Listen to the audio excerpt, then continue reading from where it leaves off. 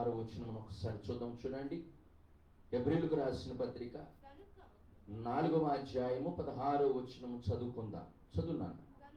గనుక మనము కనికరింపబడి సమయోచితమైన సమయము కొరకు అమ్మా సహాయము కొరకు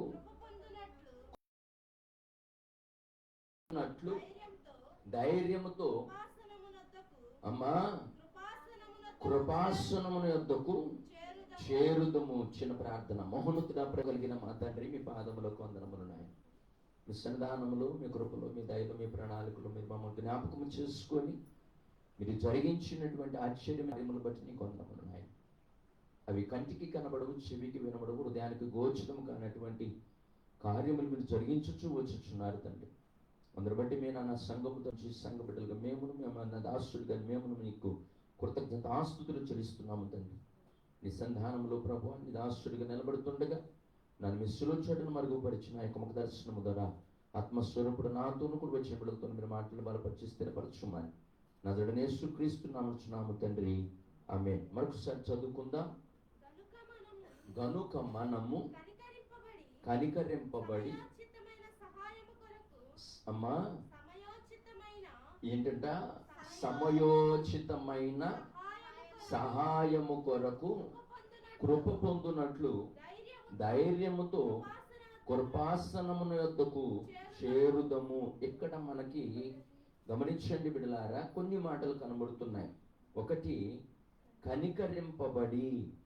కనికరం అనేది ఎప్పుడు పొందుకుంటామయ్యా అంటే దేవుడు చెప్పినట్లు నువ్వు చేసినప్పుడు. గుర్తుపెట్టుకోండి, ఎప్పుడు దేవుని కనికరాన్ని ఎప్పుడు పొందుకుంటాం? చెప్పినప్పుడు. మనం ఏదైతే చెప్తాం, దేవుడు ఏదైతే చెప్తాడో అది చెప్పినప్పుడు మనం విన్నప్పుడు దేవుని కనికరాన్ని మనం పొందుకుంటాం. మీకు మాట చెప్తాను. మీకు బాగా తెలిసిన వాళ్ళు చాలా మంది ఉండవచ్చు, మీ బంధువుల్లో, చుట్టుపక్కల, లేదంటే ఆత్మీయుల్లో. వాళ్ళల్లో మీకు బాగా మీ మాట రెగ్యులర్గా వింటున్నారు. మన బిడ్డల కన్నా వాళ్ళని ఎక్కువ ప్రేమిస్తే తల్లిదండ్రులు నాకు తెలిసిన వాళ్ళు కొంతమంది ఉన్నారు. బిడ్డల కన్నా ఎక్కువగా ప్రేమిస్తారు బయట వాళ్ళు. కారణం ఏంటంటే ఇంట్లో పిల్లల కన్నా వాళ్ళు ఎక్కువగా వాళ్ళ మాట వింటూ ఉంటారు. కాబట్టి వాళ్ళు ఏదన్నా అడిగారు అనుకోండి, ఏదన్నా వెంటనే కనికరపడి వాళ్ళకి కావాల్సిన దాన్ని ఇచ్చేయాలనిపిస్తుంది. అదే పిల్లల మాటైన, ఇంట్లో ఉన్న పిల్లల మాటైన వాళ్ళు ఉన్నారు అనుకోండి బిడ్డలారా, వాడు ఎంత ఎడని గాక, గుంజుకొని గాక, తిప్పలు పడుతున్నా గాక ఆ హృదయం, కఠిన హృదయం కరగదు. కారణం ఏంటంటే మాటేనట్లు. ఈ రోజున దేవుని యొక్క సంధానములు, దేవుని దగ్గర నుంచి ఒక కనికరమును పొందుకోవాలి అంటే ఈ రోజున నువ్వు దేవుని మాట వినే విధంగా ఉన్నావా? గమనించండి. మన కనికరం కావాలా వద్ద దేవుని యొద్ద నుండి? కనికరం అనగా మనమే జాలి చూపించి అయ్యో పాపం అని మనం ఆయన అనుకోవాలన్నమాట. నేను తప్ప నా బిడ్డలకు ఎవరున్నారు, నేను చేయాలి కదా, నేనే చేయాలనుకొని ఆయన మన మీద కృపవాచ్యలతో చూపించి నువ్వు అడిగిన దాన్ని నువ్వు అడగపోయినా కానీ ఆ సమయానికి నీకు ఇచ్చే దేవుడై ఉంటాడు. దేవుని స్తోత్రం, హల్లెలూయా. ఒక మాట బిడ్డలారా, దేవుని యొక్క సంధానం, ఆయన కనికరం ఎలా ఉంటుందో తెలుసు బిడ్డలారా. మనం అనుకుంటాం కదా, యోన ఒక్కడి వల్ల ఏమైంది, ఆ పడవంతా కూడా అలజడులు మొదలైంది. మరొకరిని ఆపోజిట్ మరొకరిని చూపిస్తా బిడ్డలారా. సుధమగోర పట్టణాన్ని దేవుడు మొత్తం కూడా కాల్చివేయాలనుకున్నప్పుడు ఆయన ఒక చక్కటి మాట మాట్లాడుతూ ఉంటాడు. ఏం మాట్లాడుతూ ఉంటాడు? మీలో ఒక 50 మంది ఉంటే నేను రక్షిస్తా అంటాడు. లేదు మీలో దగ్గర 40 మంది ఒక నీతిమంతులు ఉంటే నేను రక్షిస్తాను అంటాడు. మీలో ఒక 20 మంది 30 మంది ఉంటే నేను రక్షిస్తాను. ఫైనల్గా 10 మంది ఉంటే రక్షిస్తానంటాడు. ఇప్పుడు అర్థమేమిటి అంటే దేవుని యొక్క దానములో ఈ సెమీ క్రిస్మస్ వేడుక కూడా నేను అనుకుంటాను కదా, ఆ ఒక్కడి వల్ల అలజడి రాగలేదు. కానీ ఎవరో ఒకరు నీతిమంతులను బట్టి ఆ ఒక్కడి ప్రార్థన బట్టి దేవుడు అద్భుతంగా జరిగించాడు. చెప్పలు కూడా దేవున్నా మనం ఏం పడతాం. గమనించిన రెండు వైపులా మనం చూడాలి. ఆ రెండు వైపులా ధనం ఎలాగైతే రెండు వైపు బొమ్మ బొరుస్తుంటుందో ఆత్మీయ జీవితంలో కూడా ఇద్దరు ఉంటారు బిడ్డలారా. ప్రతి సంఘంలో ఉంటారు, ఎవరు అతిథులు కాదు. ప్రతి సంఘంలో దరిద్రం పోదు. కానీ దేవుని దగ్గర కనికరమును పొందుకున్న వాడు తప్పకుండా అద్భుతములు చూస్తారు బిడ్డలారా, ఆశ్చర్య కార్యాలు చూస్తాడు. అందుకని అంటున్నాడు హెబ్రీయులకు రాసిన పత్రికలో ఈ 4వ-16వ వచనం ఉంటున్నాడు, కనుక మనము కనికరింపబడి సమయోచితమైన సహాయము కొరకు. ఏమిటంట? సమయోచితమైన సహాయము. ఎప్పుడు ఆ సమయోచితమైన సహాయం అంటే ఎప్పుడైతే 10 ముందు నిన్ను ఘనత కలగజేసే విధంగా, మీకు మాట చెప్పను బిడ్డ, అంత గొప్ప కార్యం జరిగింది, అంత ఘనంగా మీరు జరిపించుకున్నారు. మీకు ఒక మొట్టమొదటిగా నేను ఒక ఫైనల్లో కృతజ్ఞత మాటలు చెప్పేటటువంటి సమయంలో ఒక మాట చెప్పాను. ఏమని? ఇంత జరిగిందంటే ఇది ఎవరి వల్ల అయింది? గట్టిగా చెప్పండి ఆ మాట. ఎవరి వల్ల అయింది అన్నాను? సంఘం వల్ల మాత్రమే అవుతుంది. వేరేగా చెప్పవచ్చు, అందరిలాగానే నేను ఇది పూనుకోవడం బట్టి, నేను ప్రార్థన చేయబట్టి, నేను మోకాళ్ళ మీద ఉండబట్టి, నేను ఉపవాసం ఉండబట్టి ఇంత అద్భుతంగా జరిగిందని చెప్పుకోవచ్చు. కానీ సంఘము యొక్క సహకారం లేకపోతే అంత అద్భుతము జరగదు బిడ్డలారా. ఇది మనం గమనించాలా, ఇది మనం గమనించాలా. సమయోచితమైన సహాయము ఆయన దగ్గర నుంచి రావాలి అంటే ముందు నువ్వు పొందుకోవాల్సింది ఏంటంటే దేవుని యొక్క కనికరాన్ని నువ్వు పొందుకోవాలా, దేవుని యొక్క జాలిని నువ్వు పొందుకోవాలా. దేవుడు నేను చూడగానే నేను చెయ్యాలి అనిపించాలా. నేను చెయ్యాలి, నేను చేయకపోతే ఎవరు చేస్తారు వాడికి? నేను చేయకపోయానంటే వాడి మీద రాళ్ళు వేయడానికి చాలా మంది ఎదురు చూస్తున్నారు. కాబట్టి ఇప్పుడు నేను చెయ్యాలి దేవుడు అనుకుంటున్నాడు నీ విషయంలో. కానీ నువ్వు దేవుని దగ్గర నుంచి కనికరాన్ని పొందుకుంటున్నావు, సమయోచితమైన సహాయం కొరకు, సహకారం కొరకు. ఇది మనం గమనించాలి బిడ్డల. తర్వాత ఏమంటున్నాడు చూద్దాము, చూడండి అక్కడ. సమయోచితమైన సహాయము కొరకు కృప పొందునట్లు ధైర్యముతో చేరుదము.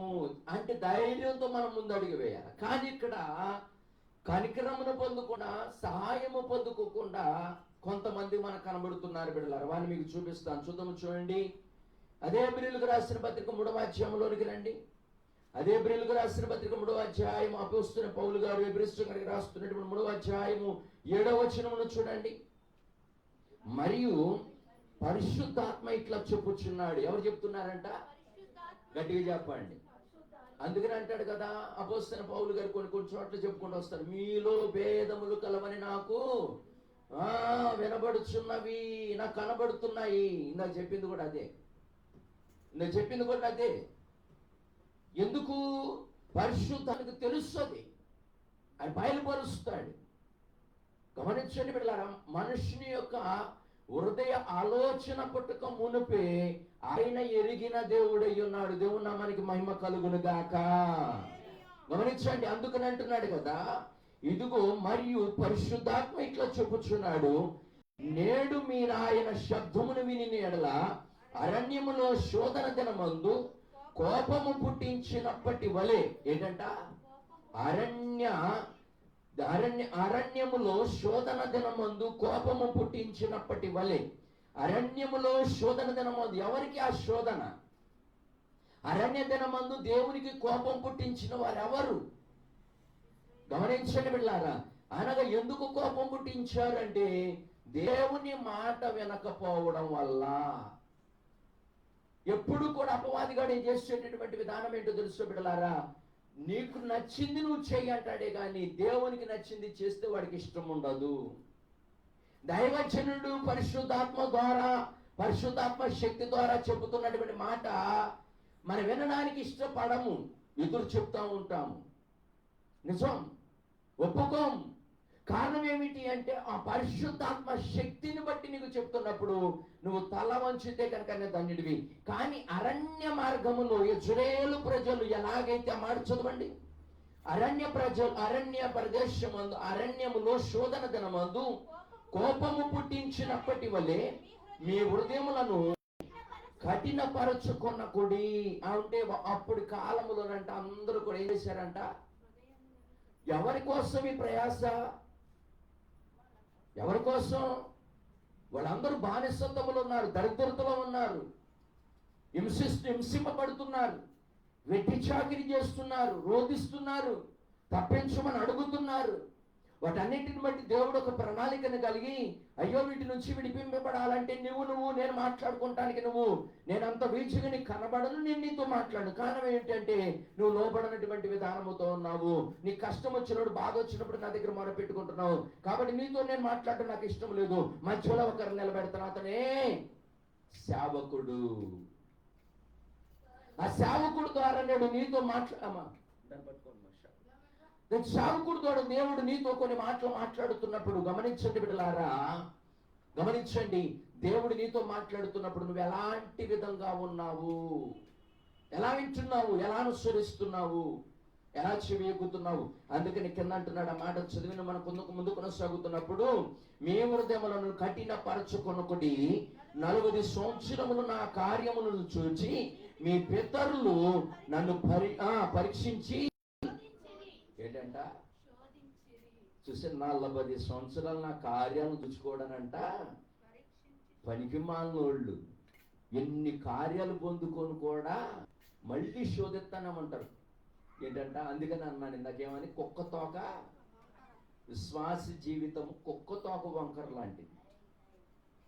నిజం బిడ్డలారా, ఏ దేవుడికి ఊరిన కోపం రాలా. ఆ మాట అంటున్నాడు కదా, అరణ్యంలో శోధన దినమందు కోపము పుట్టించినప్పుడు వల్లే. ఈ రోజున సంఘంలో కూడా గమనించండి బిడ్డలారా, దేవుడు నీ కుటుంబాన్ని, నీ జీవితాన్ని, నీ బిడ్డల్ని ఉన్నతంగా మలచాలని ఆశపడుతున్నప్పుడు నువ్వు చేతులారా పాడు చేసుకుంటున్నావు. తెలుసుకోండి ముందు, అది ఎవరైనా కానీ తెలుసుకుని. ఎంత గొప్ప ఆరాధన జరిగింది మొన్న.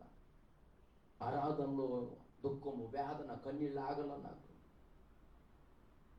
అందరు విడిచిన ఎన్ని రకాల ఆటంకాలు కలిగినా కానీ ఎంత అద్భుతంగా జరిగిస్తున్నాడు దేవుడు, ఎంత అద్భుతంగా జరిగిస్తున్నాడు దేవుడు. గమనించండి బిడ్డలారా, ఈరోజు దేవునికి కోపం పుట్టించే విధంగా ఉన్న నీ క్రియలు, దేవుని కనికరమును పొందుకునే విధంగా ఉన్నాయి నీ క్రియలు. ఇది నీకు తెలియాలా, ఇది నీకు తెలియాలా బిడ్డలా. అందుకని అంటున్నాడు, మీ పితరులు నన్ను పరీక్షించి శోధించేది. ఈ రోజున కుటుంబాల్లో పిల్లలకి ఆరోగ్యం లేకపోవడం, పిల్లలకి మనశ్శాంతి లేకపోవడం పితరుల వల్ల మాత్రమే. పితరులు అంటారు, నీ మూర్ఖత్వం వల్ల, నీ పనులు బట్టి. మరి నువ్వు చేసిన పనులు ఎంత ఉన్నాయి? నువ్వు నీతి పనులు ఏమైనా చేసావా? నువ్వేమైనా పర్ఫెక్టా? మనమేమో పక్కన వాళ్ళ మీదతో చేస్తున్నాం. దేవుడు ఏమంటున్నాడు, నీ పితరులను బట్టి నీ శోధన. అవి ఎత్తినటువంటివన్నీ కూడా పంట కోయడానికి టైం పట్టింది. యెషోవా గారు పంట, ఆ కోపం తెప్పించిన పంట శోధన అనుభవించాలి కదా నీ పిల్లల పిల్లలు. జాగ్రత్త ప్రిసంగమ్మ. ఈ రోజున నువ్వు క్రియల్లో దేవుని కోపం పుట్టించే విధంగా ఉన్నాయా, లేదా దేవుని కనికరమును పొందుకునే విధంగా ఉన్నాయా, ఒకసారి జ్ఞాపకం చేసుకోవాలి. మన సహోదరుడు మీ ఆయన విషయంలో కూడా నాకు బాధ. అదే నిన్న కరెక్ట్గా 4:30కు వచ్చాడు ఇక్కడ తన పని కొరకు. 8:30 వరకు ఇక్కడ కూర్చున్నాడు. తన పని కొరకు అయితే కూర్చున్నాడు. అప్పుడు అమ్మకు పనులు లేవు, అమ్మ పరిచయం చేయాలి, అది గుర్తురాలా.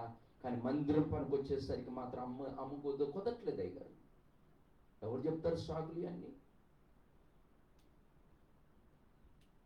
అంటే మనస్సుకు నీకు ఏదైతే ఇది మనది అనుకుంటే నీకు సమయం దొరుకుతుంది. లేదు ఇది వెళ్ళకూడదు, ఇది చేయకూడదు అనుకుంటే కనుక సాకులు ఎదుగుతున్నారు. అదే ఇక్కడ ఇజ్రాయేల్ ప్రజలు చేసింది బిడ్డలారా. దేవుని కోపం తెప్పించిన ఆ విషయంలోనే.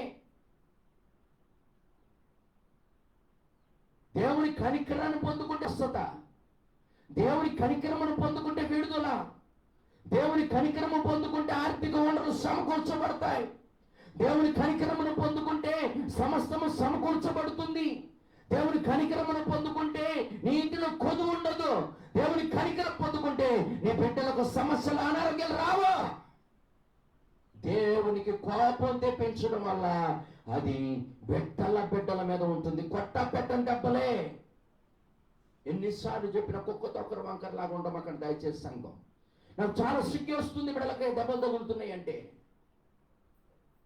నిజం బిడ్డలారా, జాగ్రత్త సంఘమా.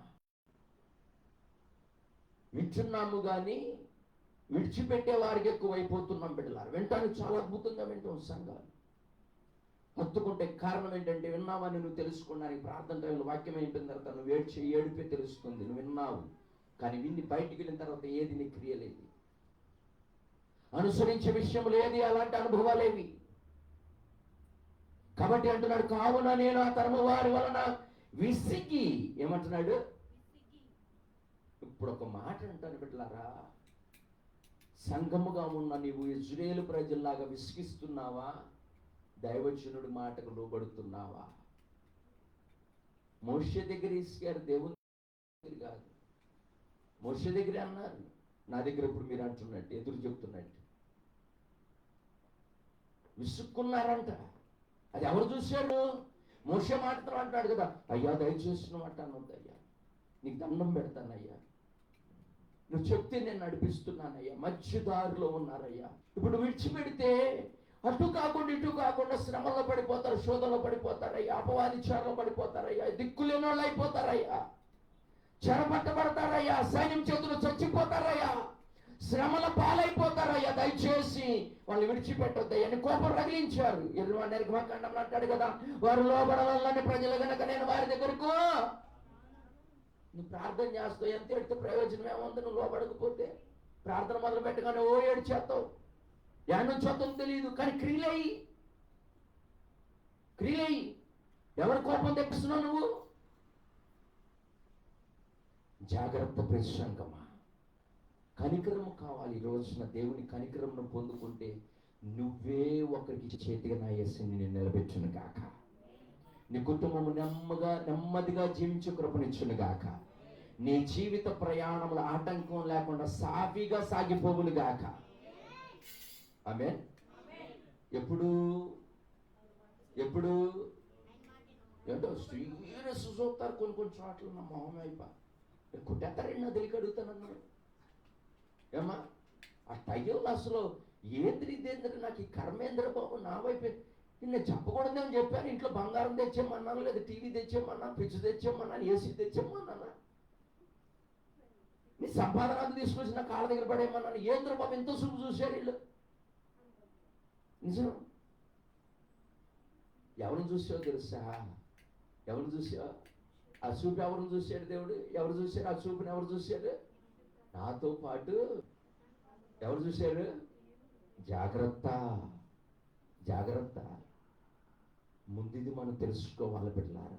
మోషే అప్పుడు వాళ్ళందరితో పాటు ఉన్నవాడే, వాళ్ళ మధ్యన ఉన్నవాడే, వాళ్ళందరూ వెట్టి చాకిరి చూసిన వాడే. ఎక్కడ చూశాడంటే మోషే కోపాన్ని ఎక్కడ చూశాడంటే తొక్కి పెట్టి నార తీసి మట్టిలో కప్పెట్టినప్పుడు చూశాడు ఆ రోషాన్ని దేవుడు. అప్పుడు గెలిచాడు మోషేని. మనల్ని కూడా మొదటి నుంచి చూసిన వాళ్ళకి అప్పచేస్తాడు, గుర్తుపెట్టుకోండి బిడ్డ. ఈ మనోడేగా, ఈ మన కళ్ళ ముందు పెరిగినోడేగా, ఈ తప్పులు మనకు తెలీదా? ఈడొక ఏం చేశాడు? ఈడు ఒకరినే మన కళ్ళ ముందే పూడ్చి కప్పెట్టాడు. ఇప్పుడు మోషే మాట మనకు కూడా కారణం అదే. ఇటు మన కళ్ళ ముందు పెరిగినోడు రా, అంతకుడు రా, పారిపోయినోడు రా, ఈడు మాటిని మన వెనకాల తోగలాగెళ్తాడు. ఇప్పుడు ఈ రోజు ఇదే దైవజనుడి మాట వినకపోవడం, రోషంగా చూడటమే కారణం ఏంటంటే అతడిలో ఉన్నటువంటి పరిశుద్ధాత్మ శక్తి కన్నా అతడిలో ఉన్నటువంటి మొదటి క్రియలను చూసి మనం ఇక అంతే. ఆ మొహంలో అంత అస్సలు దెయ్యం కల ఆ టైంలో నాకు సాతానా అనాలనిపిస్తుంది. మళ్ళీ ఎక్కడ ఎడుతారు, మళ్ళీ ఇంకో పెద్ద గాయం అవుతుందని అనలేను నేను. కానీ ఆ టైంలో అంటే గనక యేసునామములో వాళ్ళ మీద ఉన్నాడు దురాత్మ, యేసునామములో. మళ్ళీ ఇంకో బాధ ఏంటంటే వాళ్ళ మీద ఉన్న దురాత్మ అరే నిండే అన్నాడు రా అని చెప్పి అన్నాడంటే మళ్ళీ దూరం అయిపోతాయి, మొత్తం దూరం అయిపోతాయి. ఇప్పుడు యేసయ్య శక్తి కన్నా, సేవకుడి శక్తి కన్నా ఈ దురాత్మ శక్తి సంఘంలో బాగా పనిచేస్తుంది. ఇప్పుడు ఏ సంఘమైనా కానీ నిజం. మొన్న ఒక ఆమె అంటుంది చిట్టుకోయలలో పాంపులెట్ పంచడానికి వెళ్తే, అయ్యగారు నాకు బాగోక 6 రోజులు హాస్పిటల్లో ఉన్నాను అయ్యగారు, మా అయ్యగారు నన్ను వచ్చి చూడాలి అందరికి వెళ్తాడు కదా, నా వెంక దగ్గరికి నా దగ్గర మాత్రం రాలేదు అయ్యగారు. అందుకని మందిరం మానేసిందంట. ఇప్పుడు ఆడికి వెళ్తుంది తెలుసా? పెద్ద సంఘానికి వెళ్తుందా. రక్షించిన సంఘము, బ్రతికించిన సంఘము ఏదో చిన్న మాట లేదంటే ఒక ఆరోగ్యం బాగున్నప్పుడు దేవుడు నీ అతిక్రమములు బట్టి, నీ అపరాధములు బట్టి, నీ దోషములు బట్టి, దేవుడు కోపం పుట్టించిన విధానం బట్టి నీకు చిన్న శ్రమ కలిగింది. ఎస్ అంటాడు కదా, నువ్వు వెళ్ళవ సత్యమంటాడు సేవకుడితో. నిజం. వెళ్ళొద్దు, నా పర్మిషన్ లేకుండా వెళ్ళావా జాగ్రత్త అంటాడు. అంతే. కఠిన హృదయాన్ని ఇచ్చేస్తాడు దైవజనుడికి. కథలు దైవజనుడు ఇప్పుడు వాళ్ళ బుద్ధి కుక్కతో ఒకరు బయటపడిపోద్ది. చూసారా? ఈ రోజున మనం అందుకనే దేవుని కోపం ఏదా కనికరం ఏది, దేవుని కనికరం ఏది ప్రియ సంగమా? అందుకని అంటున్నాడు కదా 11వ కావున నేను ఆ తరము వారి వలన విసిగి వీరెల్లప్పుడు తమ హృదయాలోచనలో తప్పిపోవచ్చున్నారు. ఏంటంట? ఇది పాత నిబంధన, కొత్త నిబంధన? అది పాత నిబంధన కొట్టేశారు ఎగురా. లేదా కొత్త నిబంధన పౌలు గారిని బట్టి చెప్తున్నాడు. నేను సంఘాల్లో కూడా అదే దౌర్భాగ్యపు స్థితి. ఏమిటి ఆ స్థితి అంటే, గమనించండి బిడ్డలారా, మీరు ఎల్లప్పుడూ తమ హృదయ ఆలోచనలో తప్పిపోవచ్చున్నారు. ఎల్లప్పుడప్పుడప్పుడా? ఎప్పుడు కుక్కతో ఒకరు వంకరే. తప్పిపోవడమే మన పని. నిలకడెప్పుడు? నువ్వు నిలకడ లేకుండానే పిల్లలకి నిలకడగా ఉండరా, మాటినరా, నా మాటినరా అంటే ఎట్లా వింటాడు? వింటారా? సామ్యుల్ బాబు నాకు చూస్తా నేను. సామ్యుల్ బాబు నాకు నేను ఆపనా? ఒక్క దెబ్బకు సామ్యుల్ కూర్చోబెట్టనా మాటతో? కారణం ఏమిటి అంటే, గమనించండి బిడ్డలారా, మనము మన కళ్ళ ముందు మన బిడ్డల దగ్గర తప్పిపోయిన మనము చూస్తూ ఉంటే, పిల్లల్ని మార్గము తప్పించే విధంగా దుష్టుడి మాట వింటా ఉంటే గనక రేపొద్దున మీరు ఎల్లప్పుడూ అట్లాగే ఉంటారు. అది పిల్లల ముందు చక్కగా మనం ఒక మార్గదర్శకులుగా ఉన్నాం అనుకోండి బిడ్డలారా. ఇందాకేమన్నాడు? నేను వెంటనే గుర్తొచ్చేది, గుర్తుపెట్టుకున్నాను. ఎందుకన్నా తెలుసా? తెలియాలా? సేమ్ తండ్రిని బట్టి కుమారుడు. ఇందాకేమన్నాడు? గొంతు నొప్పి వస్తుందంట. ఏ నొప్పి వస్తుంది? ఎవరైనా కానీ గొంతు నొప్పికి ఏమైంది?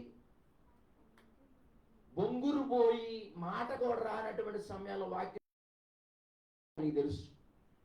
పాట పాడతానికి ఏం మాయ రోగం? బొంగురు పోయిన మాటతో వచ్చేయడానికి పాటలో తప్పులు ఎన్ని పాడతాం. మనోరమ్మ గారు, వీరమ్మ గారు ఎన్ని అంత చక్కగా పాడుతున్నారు. తప్పులు లేకుండా పాడి నీకేం మాయ రోగం? నీ స్వరానికి ఏమైంది? పిల్లలు వింటున్నారు ఆ మాటలు, తప్పిపోతున్నారు వెనకాల. ఈరోజు నా ప్రియ సంఘమా, నువ్వు అనుకుంటున్నావు నీ క్రియలను బట్టి ఒక ఆత్మ రావాలే గాని నీ క్రియలను బట్టి ఇంకొకరు తప్పిపోకూడదు. నిజం బిడ్డలారా, ఇద్దరు కొత్తగా వద్దామని చెప్పి ఒక అతను నడుస్తేవాడు మన సంఘంలోనే, ఇంకొక అతను వద్దాము అయ్యగారు చక్కగా మాట్లాడుతున్నాడు, కలుపుకోలుగా ఉన్నాడు, ఏ భేద అభిప్రాయం లేకుండా నేను అన్నా అంటున్నా కానీ చక్కగా పేరు పెట్టి పిలిచి గౌరవంగా నాన్న మాట్లాడుతున్నాడు. నేను వెళ్ళాలి, ఆ సంఘానికి వెళ్ళాలని ఆశపడ్డాడు. ఎవడో దుర్మార్గుడు అంటే అక్కడ దినానికి వెళ్తే అక్కడ ఒక పని మాట్లాడాడట. దెబ్బకు ఆగిపోయాడు. వచ్చేవాడు కూడా ఆపిస్తాడు. ఇద్దరు ఆగిపోయారు. నువ్వు తప్పిపోయింది కాక మళ్ళీ సంఘాన్ని తప్పిస్తున్నావేమో. జాగ్రత్త. ఈ మాటలు నీ చెవిన పడుతున్నప్పుడు నీ ప్రవర్తన మార్చుకోండి. ఒక్కొక్కసారి మన మాట ఏం మాట్లాడినా, మంచి మాట్లాడినా అక్కడ చెడ్డగిన పడుతూ ఉంటుంది. అప్పుడు నువ్వు మౌనం ఉండడమే మంచిది బిడ్డలా. కాబట్టి ఈ మాటలు చాలా జాగ్రత్తగా ఉన్నాడు. అధిక మాటలు దోషం ఉండక మానదు. అదోషకరమైన మాటలు మాట్లాడకూడదు, గ్రూపులు కూడదు, సంఘంలో. అది దేవునికి వ్యతిరేకమైనటువంటి క్రియలు. అదేంటే నచ్చేదేంటి? సంఘానికి నచ్చేదేంటి? కుటుంబం నచ్చినట్టు కానీ కాపురాలు చేస్తున్నామా? తిరుగుబోతైనా వదులుకుంటున్నారు భర్తలనే. పిల్లలు తాగుబోతులైన తిరుగుబోతులైన వదులుకుంటున్నారు పిల్లల్నే. నచ్చేదేంటి? అందరూ నచ్చాలంతే. దేవుడు అందుకన్నాడు, నీతిమంతుడు ఒక్కడును లేడు, ఏమక్కడును లేడు, అందరూ అంతటను. మనమేదో నీతిమంతులు, మనమేదో పర్ఫెక్ట్ అన్నట్టుగా అనుకుంటే, అతను అన్నాడు కదా, ఆ బుడ్డోడు అన్నాడు నా గురించి ఎట్లా మాట్లాడారంట అయ్యగారు, నేను ఎన్ని ఉన్నాయో నేను చెప్పనా, నా గురించి మాట్లాడే వాళ్ళ దగ్గర నేను ఇంత చిట్టా చెప్పాడు. అంత వయసు వచ్చినాడు నా గురించి అని మాట్లాడినాడు. ఇన్నున్నాయి అయ్యగారు. దేవుడు నేను ఇంకా ఎంకరేజ్ చేయడానికి, నేను ఇంకా బలపరచడానికి అన్నాడేమో. రా అంటే ఇప్పటి వరకు రాలా. వేడుక జరుగుతున్న ఇప్పటి వరకు రాలా. జాగ్రత్త విషయంకమా. దేవుడు అప్పం తెప్పించే విధంగా ఉన్నావా? లేదంటే నువ్వు ఉన్నావు అనుకో, చక్కగా కూర్చోబెట్టు, వాక్యం చూపించు, వాక్యం ద్వారా దేవుడు మాట్లాడతాడు. లేదంటే కూర్చో, ఇదిగో దేవుడు మంచి భవిష్యత్తు నీకు ఇచ్చాడు, నీ దేవుడు నేను పిలుచుకోబోతున్నాడు, నీకు ఉన్నతమైన కృప నీకు కలగబోతుంది, రా నా మాట విను, నువ్వు అలా ఉండకూడదు ఇలా ఉండకూడదు అని చక్కగా కూర్చోబెట్టి చెప్పండి. కానీ మనకి అన్నీ తెలుస్తున్నట్టుగా చెప్తే ఉంటాయి, నీ గురించి ఇంకెన్ని అనుకుంటున్నాడు, 10 రెట్లు అనుకుంటున్నాడు. జాగ్రత్త. కాబట్టి దేవుడు చూస్తున్నాడు ఇవన్నీ కూడా. దేవుని కనికరాన్ని ఎలా పొందుకుంటాం, దేవుని కృపను ఎలా పొందుకుంటాం. అందుకని అంటున్నాడు, నా మార్గమును తెలుసుకొనలేదు గనుక నేను కోపముతో ప్రమాణము చేసినట్లు అమ్మా వారు నా విశ్రాంతిలో ప్రవేశింపరని చెప్పి తిని. చూసారా, నా విశ్రాంతిలో వారు ఎప్పటికీ విశ్రాంతి అంటే అమ్మా వినాలి. విశ్రాంతి అంటే ఎక్కడ పరలోక రాజ్యంలోని విశ్రాంతి. ఆ పరలోక రాజ్య విశ్రాంతిలో నువ్వు వెళ్ళాలంటే నువ్వు ఉన్నావు, ఏ విధంగా ఉన్నావు, ఎలాగాత్మీయంగా నడుస్తున్నావు, ఎలా పరచబడుతున్నావు, ఎలా బలపరచబడుతున్నావు అనేది నువ్వు స్పష్టంగా నీకు తెలియాలి. ఇంకోటి చెప్తే కాదు, చిన్నపిల్లలేం కాదు. దేవుని యొక్క వాక్యం విని ఇది నా దగ్గర ఇది లేదు, ఇది అండర్లైన్ చేసుకుని వెంటనే ఇది నేను పొందుకోవాలి, ఇది నేను పొందుకోవాలి. ఎప్పుడైతే అది లేదు, నీ దగ్గర లేదు, ఇది నాకు కావాలని నువ్వు ఎప్పుడైతే అనుకుని అది పొందుకోవడానికి నువ్వు శ్రమ పడతావో యేసయ్య యొక్క కనికరమును నువ్వు పొందుకుందువు గాక. హల్లెలూయా, హల్లెలూయా. లేని దాన్ని పొందుకుంటమే జీవితం బిడ్డలారా, గుర్తుపెట్టుకోండి. మన దగ్గర ఒక వస్తువు లేదు బిడ్డలారా, ఆ వస్తువు కావాలని మనం అనుకుంటామా లేదా? నా టేబుల్ మీదకి ఒక వస్తువు కావాలి, దానికోసం నేను ప్రయత్నం చేస్తున్నా. ఆ వస్తువు దొరికే వరకు నేను ఎట్లాగైనా కానీ సాధించాలని తపన, దానికోసం మన తాపత్రం. నీ జీవితంలో, నీ ఆత్మీయ జీవితంలో ఏదైతే లేదో అది దేవుడు నీకు వాక్యం ద్వారా చూపిస్తాడు. చూపించినప్పుడు నిజమే, నా జీవితంలో ఈ తలాంతు లేదు, ఈ కృప లేదు, ఈ ఆశీర్వాదం లేదు, ఈ క్రియ నా దగ్గర లేదు, ఇది నా అర్జెంటుగా నా జీవితంలోకి వచ్చి పడిపోవాలి. ఇది వాక్యం నేర్చుకునే విధానం బిడ్డలారా. అంతేగాని ఇశ్రాయేలు ప్రజల్లాగా దేవునికి కోపం తెప్పించే వారిగా మనం ఉండకూడదు. రెండోది అంటున్నాడు కదా, ఎలాగున్నారంటే అక్కడ అరణ్యములో మీరు ఆయన శబ్దముని అరణ్యములో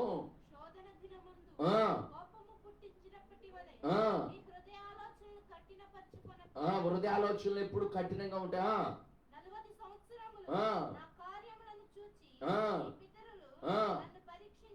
ఇప్పటికీ పరీక్షిస్తూనే ఉన్నాం, శోధించేది. కావున నేను ఆ తరము వారి వలన ఏమైపోయాడంటే ఆయన కూడా విసిగిపోతే ఏమంటది, పిల్లల మీద విసుకొచ్చింది అనుకుని ఏమంటది, ఇంకా నిజం విసుకొచ్చింది అనుకుని వదిలేస్తామేక, వినేవాడి మీద మనసు చెల్లుద్దేక. దేవుడు కూడా అంతే, ఆయన మాట వినేవారు కోట్లలో ఉన్నారు, వేల కోట్లలో ఉన్నారు. మాట వినకుండా అటు ఇటు విసిరాడి నీ మీద మనసు పెట్టాల్సిన అవసరం ఏంటి పరిశుద్ధాత్మ దేవుడికి? మాట వినేవాళ్ళు బోడంతమంది ఉన్నారు. వాక్యం వింటున్నాము కానీ బయటికి వెళ్ళిన తర్వాత క్రియలు ఉన్నట్లా, ఆ మనస్సు ఉన్నట్లా. కాబట్టి నీ మీద మనస్సు పెట్టవలసినటువంటి అవసరత ఆయనకేంటి? ఒకవేళ నువ్వు మనస్సు పెట్టి విసిగించకుండా ఉంటే గనక తప్పకుండా నా యేసయ్య నీ మీద కైరపాడి నీకు కావలసినవి ఇచ్చునుగాక. ఆమెను అనుకున్నప్పుడు తప్పకుండా నేర్చుకోండి, విడిచిపెట్టేది వాటిని. ఏదైతే మైనస్సులు ఉన్నాయో దైవచనుడి ద్వారా పరిశుద్ధాత్మ దేవుడు నీ దగ్గర మైనస్ ఉందని స్ట్రైట్గా చెప్తున్నప్పుడు ఇది అండర్లైన్ చేసుకుని వెంటనే దాన్ని నీ జీవితం నుంచి తొలగించుకోండి బిడ్డలారా, తొలగించుకోండి బిడ్డలారా. కాబట్టి దేవుని యొక్క సందర్భం మరొకటి అంటున్నటువంటి మాట, అదే హెబ్రీయులకు రాసిన పత్రిక 10వ అధ్యాయం 35వ వచనం చూడండి. 10వ అధ్యాయం 35వ వచనం 10:35. కాబట్టి మీ ధైర్యమును విడిచిపెట్టకుడి, దానికి ప్రతిఫలముగా గొప్ప బహుమానము పొందును. మీరు దేవుని చిత్తమును నెరవేర్చిన వారై వాగ్దానముకు నిమిత్తము మీకు ఓరిమి అవసరమై ఉన్నది. ముందంటున్నాడు కదా, ఏమన్నాడు? ధైర్యాన్ని విడిచిపెట్టొద్దు. ఎందుకు ధైర్యాన్ని విడిచిపెట్టొద్దు?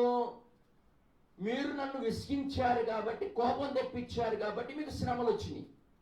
ఈ ఎందుకు వచ్చినాయో తెలుసుకోవాలి ముందు సంఘం. ఈ ఎందుకు వచ్చినాయో తెలుసుకొని వాటిని విడిచిపెట్టాలి సంఘం. అప్పుడు ఆ విడిచిపెట్టే దగ్గర ఆ శోధనలు బట్టి, ఆ బాధలను బట్టి నువ్వు భయపడవద్దు. భయపడకుండా ధైర్యంగా ఉండి, ఓ నా దగ్గర ఈ బలహీనతలు ఉన్నాయి, గమనించండి బిడ్డలారా, నీతో మాట్లాడుతున్నది నీ కళ్ళ ముందు పెరిగిన మోషే కాదు, హత్య చేసిన మోషే కాదు, నేను పిలిచిన మోషే, నేను బలపరిచిన మోషే. మనమేమనుకుంటాం, అబ్బో ఆయన గురించి మాకు తెలియదు, ఏంటి ఎక్కడి నుంచి వచ్చాడు, ఎలాంటి వాడు మాకు తెలీదా? ఆ దృష్టితో చూచినంత వరకు వారిలో ఉన్న అభిషేకం నీ మీదకు వచ్చుట అసంభవం. ఇది గుర్తుపెట్టుకోండి బిడ్డలారా. పిలుచుకున్న వారు ఎవరు? నువ్వు పిలుచుకున్న దైవజనుడు. ఆయన కావాలని పెండముగా రూపింపక మునిపే ప్రతిష్ఠితరిగిన దేవుడు అతడి మీద ఆయన అభిషేకమునుంచాడు. అందుకని అంటున్నాడు కదా, ఇదిగో ఆ దైవజనుడి నోట నా మాట ఏదంటే జరిగిపోవాలంతే. యేసు నామములో అదే రోజు నాకు వాగ్దానం వచ్చింది బిడ్డలారా. కిషోరయ్య గారు మన సెమీ క్రిస్మస్ లో క్యాలెండర్లోనూ వాగ్దానాలు ఇచ్చాడంటే బిడ్డలారా. ఆయన చేతి మీద ప్రతి సంవత్సరం, నేను కూడా మందిర ప్రతిష్ఠ రోజుని చెప్పాను, నీకేమి కొద్దు తక్కువ కాదు, మొదలు పెట్టు. అది నెరవేర్చబడింది చివరిలో, సెప్టెంబర్లో నెరవేర్చబడింది, జనవరి నుంచి మొదలైంది. ఈ సంవత్సరంలో ఇచ్చింది ఏమిటంటే, కొత్త సంవత్సరానికి నాకు ఇచ్చినటువంటి వాగ్దానం దైవజనుడి ద్వారా, నీ నోట నా మాట ఏంటంట ఒక అది చూపిస్తాను చూడండి బిడ్డలారా. ఇదిగోండి, చూసారా? నువ్వెప్పుడన్నా నీ దైవజనుడు చేతుల మీదకి ఇచ్చిన దాన్ని ఎప్పుడన్నా పట్టుకొని ఇది నా జీవితం నెరవేర్చమని ఎప్పుడన్నా అడిగిన స్వభావాలు ఉన్నాయా? నా దగ్గర ఉన్నాయి కాబట్టి అది నేను పొందుకుంటూ వస్తున్నా. అలవాట్లేదు మనకి, పక్కన పడేస్తా ఉంటుంది. దాని ఆశీర్వాదం నీ పొందుకోవడానికి చాలా కష్టం. అందుకనే ఇదిగో నేను నీ నోట నా మాటలు ఉంచి ఉన్నాను. ఇర్మియా 1:9 ఏంటంట? ఇదిగో నేను నీ నోట నా మాటలు, ఇక నువ్వేదైతే చెప్తావో అది నేడు నెరవేర్చబడును గాక. ఇర్మియా 1:9. ఇక అంతే బిడ్డలారా. మొన్న అదే రోజున ఇదిగో ఆయన రూఢీపరచుకో, నీకు ఇచ్చిన వాగ్దానము మొట్టమొదటిగా నువ్వు చూడాలి అంటే నువ్వు అడిగింది నేను ఇచ్చాను, చూసుకో. చబులు కొడితే ఉన్నా మనం భయపరచు. నెరవేర్చేసాడా లేదా? అస్సలు మామూలుగా కాదు బిడ్డలారా. అసలు దైవజనుడికి కావలసిన వాగ్దానం ఇచ్చే పన్నంట అమ్మగారు. అయ్యగారికి ఏం కావాలో అది దేవుడు ఇచ్చాడు. నెబ్బరంగా మన ధైర్యంగా ఉండి మన అందంట బిడ్డలారా. ఆ సాయంత్రానికి దేవుడు నా నోటి నుంచి వచ్చిన మాటని అద్భుతంగా ఒకటే ప్రార్థనలో, ఎంతమంది అన్నారు తెలియదు కానీ బిడ్డలారా, అడవిలో ఒకటే అన్న, నేను మాత్రం లోపలికి వెళ్ళి ప్రార్థన పెట్టనంతే, పెట్టను. రోషం కలిగిన దైవజనుడుగా అన్నాను దేవుని ముందు. వర్షం పడుతుంది, దానికి లోపలికి వచ్చేసారు అందరు. కొంతమంది లేచిపోయారంటే వెళ్దామని, లేదా ప్రార్థన మొదలు పెట్టిన తర్వాత అదే ప్రార్థనలో దేవుడు ఏం చేశాడు? అయిపోయే వారికి మళ్ళీ సంఘం ఉందన్నాను, మళ్ళీ తెల్లారి వర్షం అంతా తప్ప మళ్ళీ రాదే, భయపడి మాకంటే చల్లడిగా వచ్చిన తెల్లారి వర్షం. అదేంటే గారు పంట ఉంది, ఏం పర్లా, వర్షం మాత్రం మొత్తమే వచ్చిందా రాలేదా? 9 గంటలకే. దైవజనుడి నోటి నుంచి వచ్చే ప్రతి మాట రూఢీపరుస్తాడు దేవుడు. మరి నీ విషయంలో ఎందుకని రూఢీపరచట్లా? కారణం ఏంటంటే కోపం తెప్పిస్తున్నావు దేవునికి. కారణం ఏంటంటే దేవుని విసిగిస్తున్నావు, సేవకు ఇస్తున్నావు. ఏమ్మా, ఇప్పుడు ఆశీర్వాదం ఎడల ఉందా లేదా? దేవునికి ఉందా లేదా? ఉంది. ఇది నూతన సంవత్సరములు మీరు చూచుదురుగాక. ఇప్పుడు కానీ విసిగిస్తాం మొదలు పెట్టినా ఆపే. ఎవరిని విసిగిస్తున్నారు? అక్కడ ఇజ్రాయేల్ ప్రజలు ఎవరిని విసిగిచ్చింది? ఇది అండర్లైన్ చేసుకోండి. సేవకుడైనా నాయకుడైనా మోషేని తమ క్రియల చేత దేవునికి కోపం పుట్టించినప్పుడు వారి మీద ఉగ్రత రగిలింది. ఇప్పుడు మన కుటుంబాల్లో రగలడానికి గల కారణం ఏమిటి అంటే ఇదే. రెండోది లేదు బిడ్డలారా. ఈ సత్యము చెప్పకపోతే గనక నేను దోషము చేసిన వాడిని అయితే నా బిడ్డలు నాకన్నా అత్యధికంగా వర్ధిల్లాలని నేను మనస్ఫూర్తిగా కోరుకునేవాడిని. అర్థమైందా బిడ్డలారా? మనస్ఫూర్తిగా కోరుకుంటా, నాకన్నా నా బిడ్డలు మంచి బట్టలు వేయాలి, నాకన్నా నా బిడ్డలు మంచి బళ్ళు వాడాలా, నాకన్నా నా బిడ్డలు మంచి బంగారం వాడాలా. నాకు లేకపోయినా గారులే పర్లేదు, నా బిడ్డల బంగారం ఉండాలి. నా ఇంట్లో ఉన్నా లేకపోయినా పర్లేదు, నా బిడ్డల మంచి మంచి వస్తువులతో నింపబడాలా. ఇది నా మనస్తత్వం బిడ్డలారా. నా బిడ్డలు నేను తినకపోయినా పర్లేదు, నా బిడ్డల ఇంట్లో మాత్రం రొయ్యలు ఫిష్లు మంచి మంచి వెరైటీలు తినాలా, కానీ సోమరిపోతులు కాకూడదు, తిని పడుకోకూడదు. ఇది నా బాధ. మనమేమనుకుంటాం తెలుసా? లేదు లేదు, మేము అట్టకన్నా మేము బికారులోలాగానే ఉండాలి, పేదోళ్ళలాగానే ఉండాలి, దరిద్రతలోనే ఉండాలి, ఎదుగు బుదుగు లేకుండా ఉండాలి, ఇంకోటి తనిపించుకుంటా ఉండాలా, సిగ్గుపడతానే ఉండాలా, పరిగమల్లాగానే ఉండాలా, వెనకబడిపోయిన వాళ్ళలాగానే ఉండాలా, ఎవరైనా మా వైపు చూడాలంటేనే సిగ్గుపడేలాగా ఉండాలా, మా బతుకులు ఎప్పుడు మార్చుకోకూడదని దేవుడు కోపం తెప్పిస్తే ఎట్లా పెట్టారా? ఆయన మిమ్మల్ని అందరినీ కూడా పాలు తేలు ప్రవహించులోటువంటి ప్రాంతములోనికి, ఆశీర్వాదములోనికి నడిపించాలని సంవత్సరములు కొద్దిగా నీకు ఇస్తున్నాడు బిడ్డలారా. నూతన సంవత్సరాలు నీకు ఇచ్చేది ఎందుకో తెలుసా? ఈ సంవత్సరములో ఇంత ఎదిగావు, ఇంకొకటి మంచి వచ్చే సంవత్సరానికి నువ్వు ఇంకొద్దిగా ఎదగాల. నీ ఎదుగుదలను చూచినటువంటి వారు, నీ ఆశీర్వాదాలను చూచినటువంటి వారందరూ వారవలేక అసూయపడి, ద్వేషపడి, మచ్చరపడి వాళ్ళందరూ అలాగే ఉండాలి. వాళ్ళ ముందు మాత్రం నువ్వు ఎదుగుతూ ఉండాలి. చప్పటి కొడుతూ ఉన్న మనం ఏర్పరచా. ఇది నా ఎస్ఐ నుంచి కోరుకుంటున్నాడు బిడ్డ. కానీ నువ్వెలా ఉన్నావు? సీటుకి మాడి కోపం వస్తుందే. ఎందుకు వస్తుంది కోపం? పనికి మనల్ని ఎవరైనా చేతి కోపాలే వస్తుంది. ఆత్మీయత ఉంటే కోపం రాదు బిడ్డ, రాదు. జాగ్రత్త బిడ్డ, జాగ్రత్త. మీకు ఒక మాట చెప్పున్నా, మా అబ్బాయికి నిజంగా ఆ రోజు నా టైంలో కంగారులో రాసుకున్నా కానీ చెప్పలేకపోయా.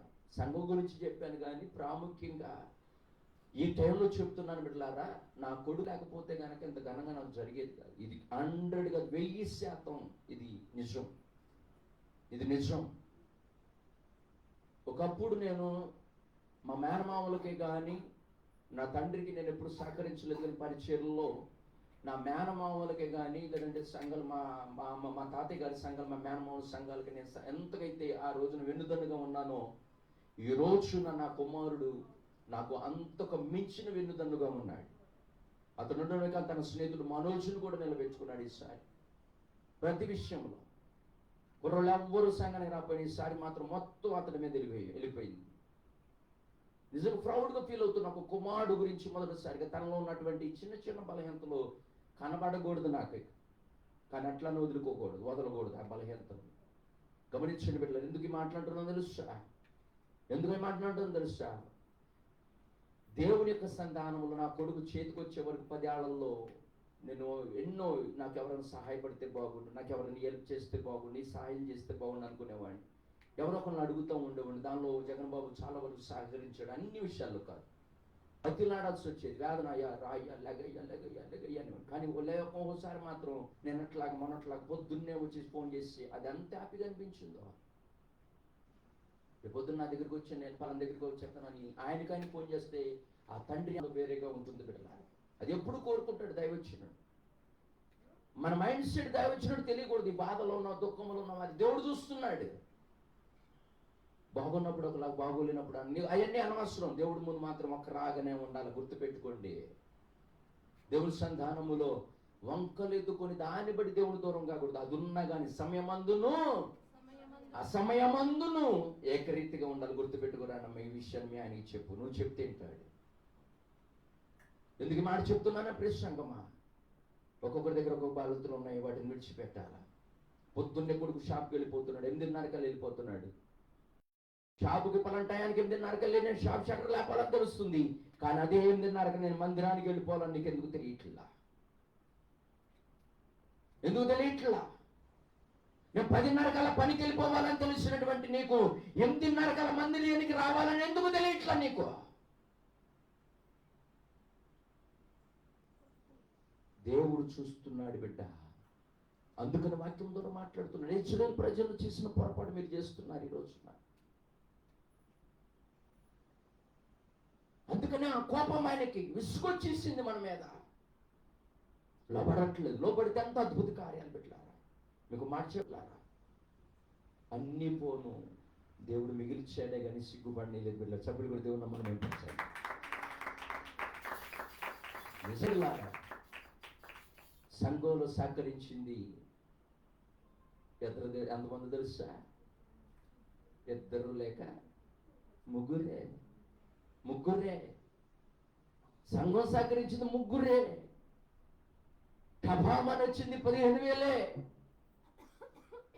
కానీ జరిగింది ఖర్చు ఎంత కలిసి 50,000 దాకా వెళ్ళింది. ఎక్కడి ఆయనకి ఇష్టమైన కుమారుడు కొట్టిన ఎస్ఐ అన్నడును కొట్టు మరి పిల్లడు కొడుతున్నాడు. అది నేను చూశాను. మీరు వెనకాల వేసేస్తున్నాడు, పాడు చేసేస్తున్నారు. గారభం చేయమాకండి. అతడిలో ఉన్న శక్తి మీకు తెలియదు. పంపించేయండి అంతే. దేవుడు వాడుకుంటాడు, నిలబెడతాడు. మీరు అంతగా వెనకలు వేసుకుంటారు, అన్ని కాయాలు దేవుడు పెడతానే ఉంటాడు. గుర్తుపెట్టుకుని ఈ మాట ఫైనల్. ఈ మాట ఫైనల్. దేవుని యొక్క సంధానములు అందుకున్నట్టు నడిపెట్టారు. అద్భుతముగా అద్భుతముగా ఎవ్వరికి పని లేకుండా చేశాడు. ప్రతిసారి ఆడాడు కూరగాయలు కొయ్యాలా, ఎండు మసాలాలు గ్రైండర్లు వేయాలా, అవి చేయాలి, ఈ చేయాలి. మామూలు ఆడావిడి కాదు. అసలు పనే లేకుండా పని లేదంటే కానీ మాకు అనేలాగా చేశాడు దేవుడు ఈసారి. ఇది బాగుంది నిజంగా. నాకైతే మనసు ఎంత సంతోషంగా ఉందో. నాకు కొడుకుంటే నా పని అయిపోయింది చాలు దేవ, ప్రతి సంవత్సరం ఇదే కృప నాకు దయచేయన్నంత ఆనందం వచ్చింది. అట్లాగని సంఘం సహకారం లేకపోతే కనుక అది దేవుడికి ఆశీర్వాదం సంఘం అన్నాడును చూడదు. ఆ క్రెడిట్ అంతా ఎవరికి వెళ్ళొద్దో తెలుసా? అదంతా ఎవరికి వెళ్ళొద్దో తెలుసా? నేను ఏడ్చింది కూడా నా కుమారుడు గురించి ఏడ్చామన్నా ఆరాధనలో. దేవా, నా కొడుకు ఎంత చేస్తున్నాడు నీ పరిచయలో, మరి ఎందుకని అప్రెంటిస్ ఆలస్యం చేస్తున్నావు అంటే, ఆ తెల్లారి అమ్మగారి తరఫు నీకు చెప్పడం మర్చిపోయాను, జనవరి నుంచి గోద్రేజ్ కంపెనీలోకి వచ్చేయమన్నారని చెప్పారండి. సభ్యులు నేను వచ్చాను. చూసారా, ఆయన సిగ్గుపరిచే దేవుడు కాదు. రెండవది అనుకున్న ఆ టైంలో కూడా ఏడ్చా, నా కూతురు లేదయ్యా, నా కూతురు లేదు ఏసయ్యా, నా తల్లి లేదు నా ముందని చెప్పి ఏడ్చా. కానీ దేవుని మహాకృపను బట్టి నా కూతురు పండగే కాకుండా సంక్రాంతి పండుగ వరకు సెలవు ఇచ్చేసారు ఈసారి. దేవుని స్తోత్రం, హల్లెలూయా. గమనించండి పిల్లలు, ఎందుకు మాటలు చెప్తున్నాను తెలుసా? హృదయానుసారుడైనటువంటి వాళ్ళు ఎవరైనా ఉంటే కనుక అడగక మునుపే అక్కరతను తీర్చగలిగిన దేవుడు. సభ్యులు కూడా దేవుని మనం ఏంటంటే అని సిగ్గుపడనేది కదా, సిగ్గుపడనేది. నేను మీ అందరూ చెప్పేది ఒకటే, నా అనుభవాలు నీకు గుణపాఠాలు కావాలి.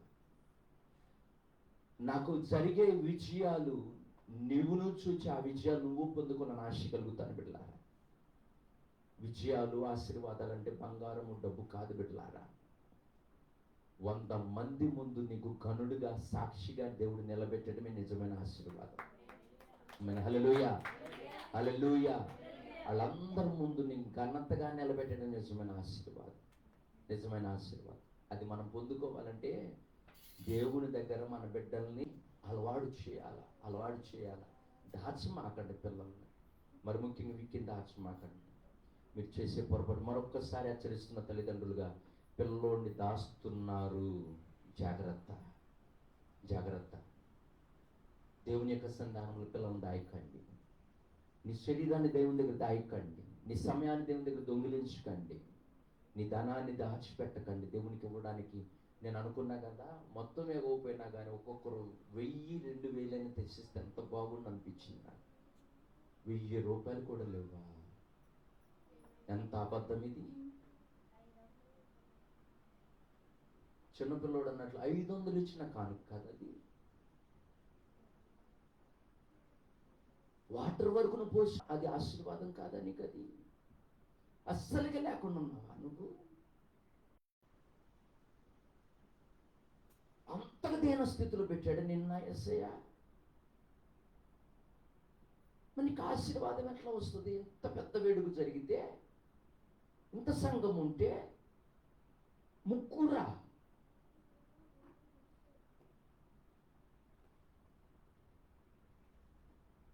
నీ చెయ్యేమైంది? కొరచ చెయ్యింది. మరి దేవుడు విసుకురాదా? నాకేం అవసరం, వెళ్ళి చేస్తాను పూట. అంత లేకుండా పెట్టాడు యేసయ్య. ఒకరిగా చెప్తున్నాను, డిమార్ట్లకు వెళ్తానికి ఉంది ధనము, దేవుని దగ్గరికి ఏదో ఒక రూపాయి ఏదైనా ఇవ్వడానికి లేవే నీ దగ్గర? చూడలేదా? ఎన్ని చూడట్లేదు ఆయన? ఇప్పుడు చూస్తున్నాడు, ఇంత భయం ఏది? చూస్తున్నాడు, భయం ఏది? ఇదే చూస్తాడు బిడ్డ, ఇదే చూస్తాడు. దేవుని దగ్గర నువ్వు ఎంతగా వెతుకుతావో నా యేసయ్య ఎంత సమృద్ధితో నేను నింపును కాక. ఆమేన్. దాచుకో, ఏం పర్లా. చిన్నప్పుడు మా నాన్నగారి పరిచయం ఉన్నప్పుడు ముస్లింలు ఉండేవాళ్ళు బాగా, వాళ్ళు ఎంతగా పరిచయం చేసేవాడు తెలుసు. 8 కిలోమీటర్లు నడిచేవాడు అండి. అయ్యా ఇట్లా కర్ర పెట్టుకొని పోటేసుకొని గూను అయిపోయి అంత పోటేసుకొని గొల్లపల్లి నుంచి కొత్తపల్లి దాకా పరిచయం 8 కిలోమీటర్లు నడిచేవాడు. వాళ్ళు పాడేవాళ్ళు, పెట్టిలో బియ్యము పుచ్చుపట్టున్నాయి నయానుకున్నాను దేవా. తేరైలు చూస్తేనంట బియ్యం అంట నిజంగానే పుచ్చిపట్టి ఉన్నాయంట, అవన్నీ నాయ అనుకుందంట. దాసి అవి దేవుని కాకుండా ఉంటే ఈ నిష్ప్రయోజనం అయిపోద్ది తప్ప నువ్వు అనుభవించడానికి ఉండదని పాటకు అర్థం. ఎన్ని చోట్ల సర్చింగ్ చేసిన ఆ పాట కోసం. మా అమ్మ దగ్గర ఉండేది ఆ పాట. అవన్నీ నేను చొరబడడానికి ఆ ఇంట్లోకి వెళ్తాను, నాకు ఆధారం లేకుండా అయిపోయింది. నిజం, ఆ పాట అర్థం తెలిస్తే మీరు అమ్మో మీకు దండం అని చెప్పేసి మొత్తం దేవునికి ఏది కూడా దాయి కూడా తీసేయగలుగుతారు. అంత మర్మంతో కూడుకున్న పాట అది.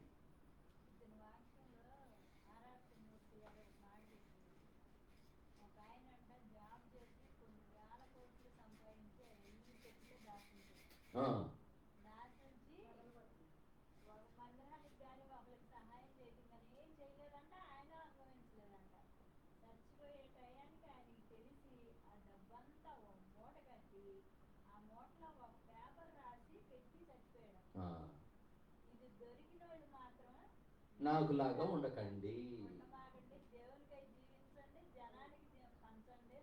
అది మంచి ఉద్యోగస్తుడు అండి. నేను మాట, మంచి ఉద్యోగస్తుడు, సంపాదించాడు, పెళ్లి పెట్టకులు లేవు, పెళ్లి చేసుకుంటే పిల్లలు కన్నా డబ్బు అయిపోద్ది, పాడైపోద్ది అని చెప్పి పెళ్లి కూడా చేసుకోకుండా సంపాదిస్తా కూర్చున్నాడంట. ఆ 45 ఏళ్ళకి వచ్చేసరికి సాలేరా రారా అన్నాడంట దేవుడు. ఎన్ని ఏళ్ళకే? 40 ఏళ్ళకి స్పష్టంగా మాట్లాడాడంట. ఏమన్నా అవి చాలేరయ్యా, పెళ్లి చేసుకొని సంఘానికో లేదంటే ఎవరికో పేదోళ్ళకి ఉపయోగపడతావు అనుకున్నాను, నువ్వెందుకు భూమి మీద అవసరం లేదంటే సంపాదించింది చాలేదని రారా అన్నాడంట. మరి నాకు ఒక్కరోజు అవకాశం అయ్యా, ఇవన్నీ పేదలకు అందరికి పనిచేస్తాను, మందిరాలకు ఇచ్చేస్తానయ్యా అన్నాడంట. రోజు చేసి బతుకున్నప్పుడు ఏం చేసేవాళ్ళు, కానీ ఇప్పుడు బతికిచ్చామంటే కుక్కతో ఒకరొకరుగా మళ్ళీ అర్థమైంది అనుకుంటా. కాబట్టి వద్దురా బాబు వచ్చేసి అని అప్పుడు ఉన్న సమయాన్ని బట్టి ఆ చచ్చిపోయే టైంలో ఒక లెటర్ మాత్రం రాసి ఆ డబ్బన్నీ మూట కట్టి ఆ ఇంట్లోనే ఆ చనిపోయిన దగ్గర పెట్టి ఆ డబ్బంతా కొన్ని కోట్లు ఆ పక్కన పెట్టి ఒక లెటర్ రాసి పెట్టాడంటే ఏంటో తెలుసా, నేను పిసునారితనంతో ఉన్నాను, దేనికి నేను రూపాయి తీయలేదు, ఇదిగో సంపాదన, నాకులాగే ఎవ్వడు ఉండొద్దు, దయచేసి అన్నీ సంపాదించి ప్రాణం పోగొట్టుకున్నట్టు కన్నా ఇచ్చిన దాన్ని బట్టి సమృద్ధిగా ఇతరులకు పంచడంలో నా ఆనందం నేను కోల్పోయాను, చిన్న వయసులో చచ్చిపోతాను, నాకులాగా ఉండకండిరా అని చెప్పి పెట్టాడంట. అర్థమైందా? దేవుడు కూడా పరీక్షిస్తూ ఉంటాడు. అపవాది గడే ఎట్టకొట్ట వస్తేలే, ఎక్కడ తెస్తాడులే, ఇచ్చేవాళ్ళు బోడంతమందిలే అని తెలిసిన వాళ్ళు బోడంతమంది, ఆయనకి ఇచ్చేవాళ్ళు బోడంతమంది. ఎవడు చెప్పాడు నీకు? ఎవడు చెప్పాడు? దేవుడు అవి బోడని చోట్ల నుంచి ఎక్కడి నుంచి వస్తాయని నీకు ఎవడు చెప్పాడు నీకు ఆ మాట? ఎవడు చెప్పారంట మాట? ఎత్తారులే, ఎక్కడ నుంచి ఎత్తారు? సగం మానేసిన వాళ్ళు ఉన్నారు. అయినా దేవుడు సిగ్గుపరచురా, మళ్ళీ కొద్దిగా మిగిలిచ్చి అద్దె కట్టే కొరకును కూడా దేవుడు ఇచ్చాడు 5,000. కొట్టరే దాచుకుంటూ నాకు తెలియదు. డబ్బు దాచుకోవడం మొదలు పెడితే వ్యాపారం దాచుకునేవాడిని నేను. డబ్బు దాచుకోవడం నేను నిజంగా నా జాగ్రత్త పరుడు అయితే వేలు జేబుల్లో ఉన్నప్పుడే దాచుకునేవాడిని. నన్ను చాలా మంది అంటే పెస్తున్నారంటారు, తెలియదు పెస్తున్నారు కదా, వ్యర్థమైన దానికి మీకులాగా వాడిన నేను. డిమార్ట్లకి నాశనం చేసుకొని నేను వీడియో పెట్టా. కొంతమంది అన్న మారుతారని డిమార్ట్లో గురించి వీడియో పెట్టా. కావలసిన నూనె 100 గ్రాములు తెచ్చుకున్న నూనె మర్చిపోయావు. 1/4 కిలో 10 రూపాయలు ఉల్లిపాయలు తెచ్చుకున్న రోజులు మర్చిపోయావు. రూపాయి ఇదండి పచ్చిమిరకాయలు తెచ్చుకున్న రోజు మర్చిపోయావు. పావుల పెట్టి చెండుపడి తెచ్చుకున్న రోజు మర్చిపోయావు. షేర్ ఉప్పుకున్న రోజు మర్చిపోయావు. బడ ఎక్కువైపోయింది పనికి మళ్ళీ మందకి. డిమార్ట్కి కొట్టు దగ్గరికి వెళ్తే 300 6 రోజులు సరికొత్త ఇల్లు చూడండి కావాలంటే రాసుకుని నువ్వు నోటు పేపర్ మీద. డిమార్ట్కి వెళ్తే 100 రకాలు కనబడతాయి. చూసిందల్లా ఆకర్షింపబడతా ఉంటారు. అది అవి చేసుకోవాలనిపిస్తూ ఉంటుంది బిడ్డలారా. తీసుకెళ్ళి అన్ని కూడా ఒకే ఒకసారి 2 సార్లు వెళ్ళని బిడ్డలారా. దెబ్బకు 2వ మా కూతురు డిమార్ట్తో మా అమ్మాయిని తీసుకెళ్ళింది బిడ్డలారా. అక్కడ నేను అనుకున్నంత 1500 అయిపోతే నేను రాసుకుందా చక్కగా రాసుకుని వెళ్ళాను. వచ్చేటప్పుడు 3800 రూపాయలు పెద్ద. ఇంకొకసారి డిమార్ట్ సంపేస్తానన్నాను అంతే. ఈ రోజు వరకు అడుగు పెడుతూ ఒప్పు పెట్టలారా. 2వ సంవత్సరం ఇది. 2 3 పెట్టిన కొత్తలో వెళ్ళినప్పుడల్లా 3000 చిల్లర అయిపోతుంది. నీకు దండమో తల్లో అని చెప్పేసి డాడీ తీసుకున్న కూతురు అడిగితే తండ్రి కాదంటాడు. తీసుకో తీసుకో తీసుకో. పనికి వచ్చేది కాదు, పనికి రాని కాదు వెళ్ళారా. తేరా ఇంటికి వెళ్ళిన తర్వాత మంచంగా మొత్తం పరిచిన తర్వాత ఇది పనికొచ్చేదా ఏం చేసుకుంటా ఎమతిట్లు తిట్టి ఆ రోజు నుంచి ఈ రోజు వరకు వెళ్ళాల. బుద్ధి తెచ్చుకోండి. అంత పెద్ద కోటేశ్వరుడు అయిపోలా. ఆడు కోట్లు తెలివి కలిగినాడు. కిరాణా షాప్లోకి వెళ్ళండి. 5 నీకు ఈ రోజుకి ఏం కావాలో తెచ్చుకుంటావు. నెలంతా వేసుకుపడి ఉండి ఎందుకయ్యా నీకు? ఆ నెల ఏదో రొటేషన్ చేసుకోవాలి. రేపు దినం కోసం వాడు బుద్ధి లేని వాళ్ళారా. డిమార్ట్ ఉంటేనే ఫస్ట్ నుంచి కొన్నాం మనం. నీది అంత స్థాయి నీది. మా పెచ్చోడికి అంత స్థితి లేదు. దేవుని స్తోత్రం హల్లెలూయా. మాట్లాడమాక చెప్పింది యేసునామములో 2వసారి డిమార్ట్కి వెళ్ళేవాళ్ళ జేబులో సిల్లు లేకుండా ఉండిపోవును గాక. అంతే ఇచ్చేసా. డిమార్ట్లోని మీ జేబులు దొంగతనం అయిపోవును గాక.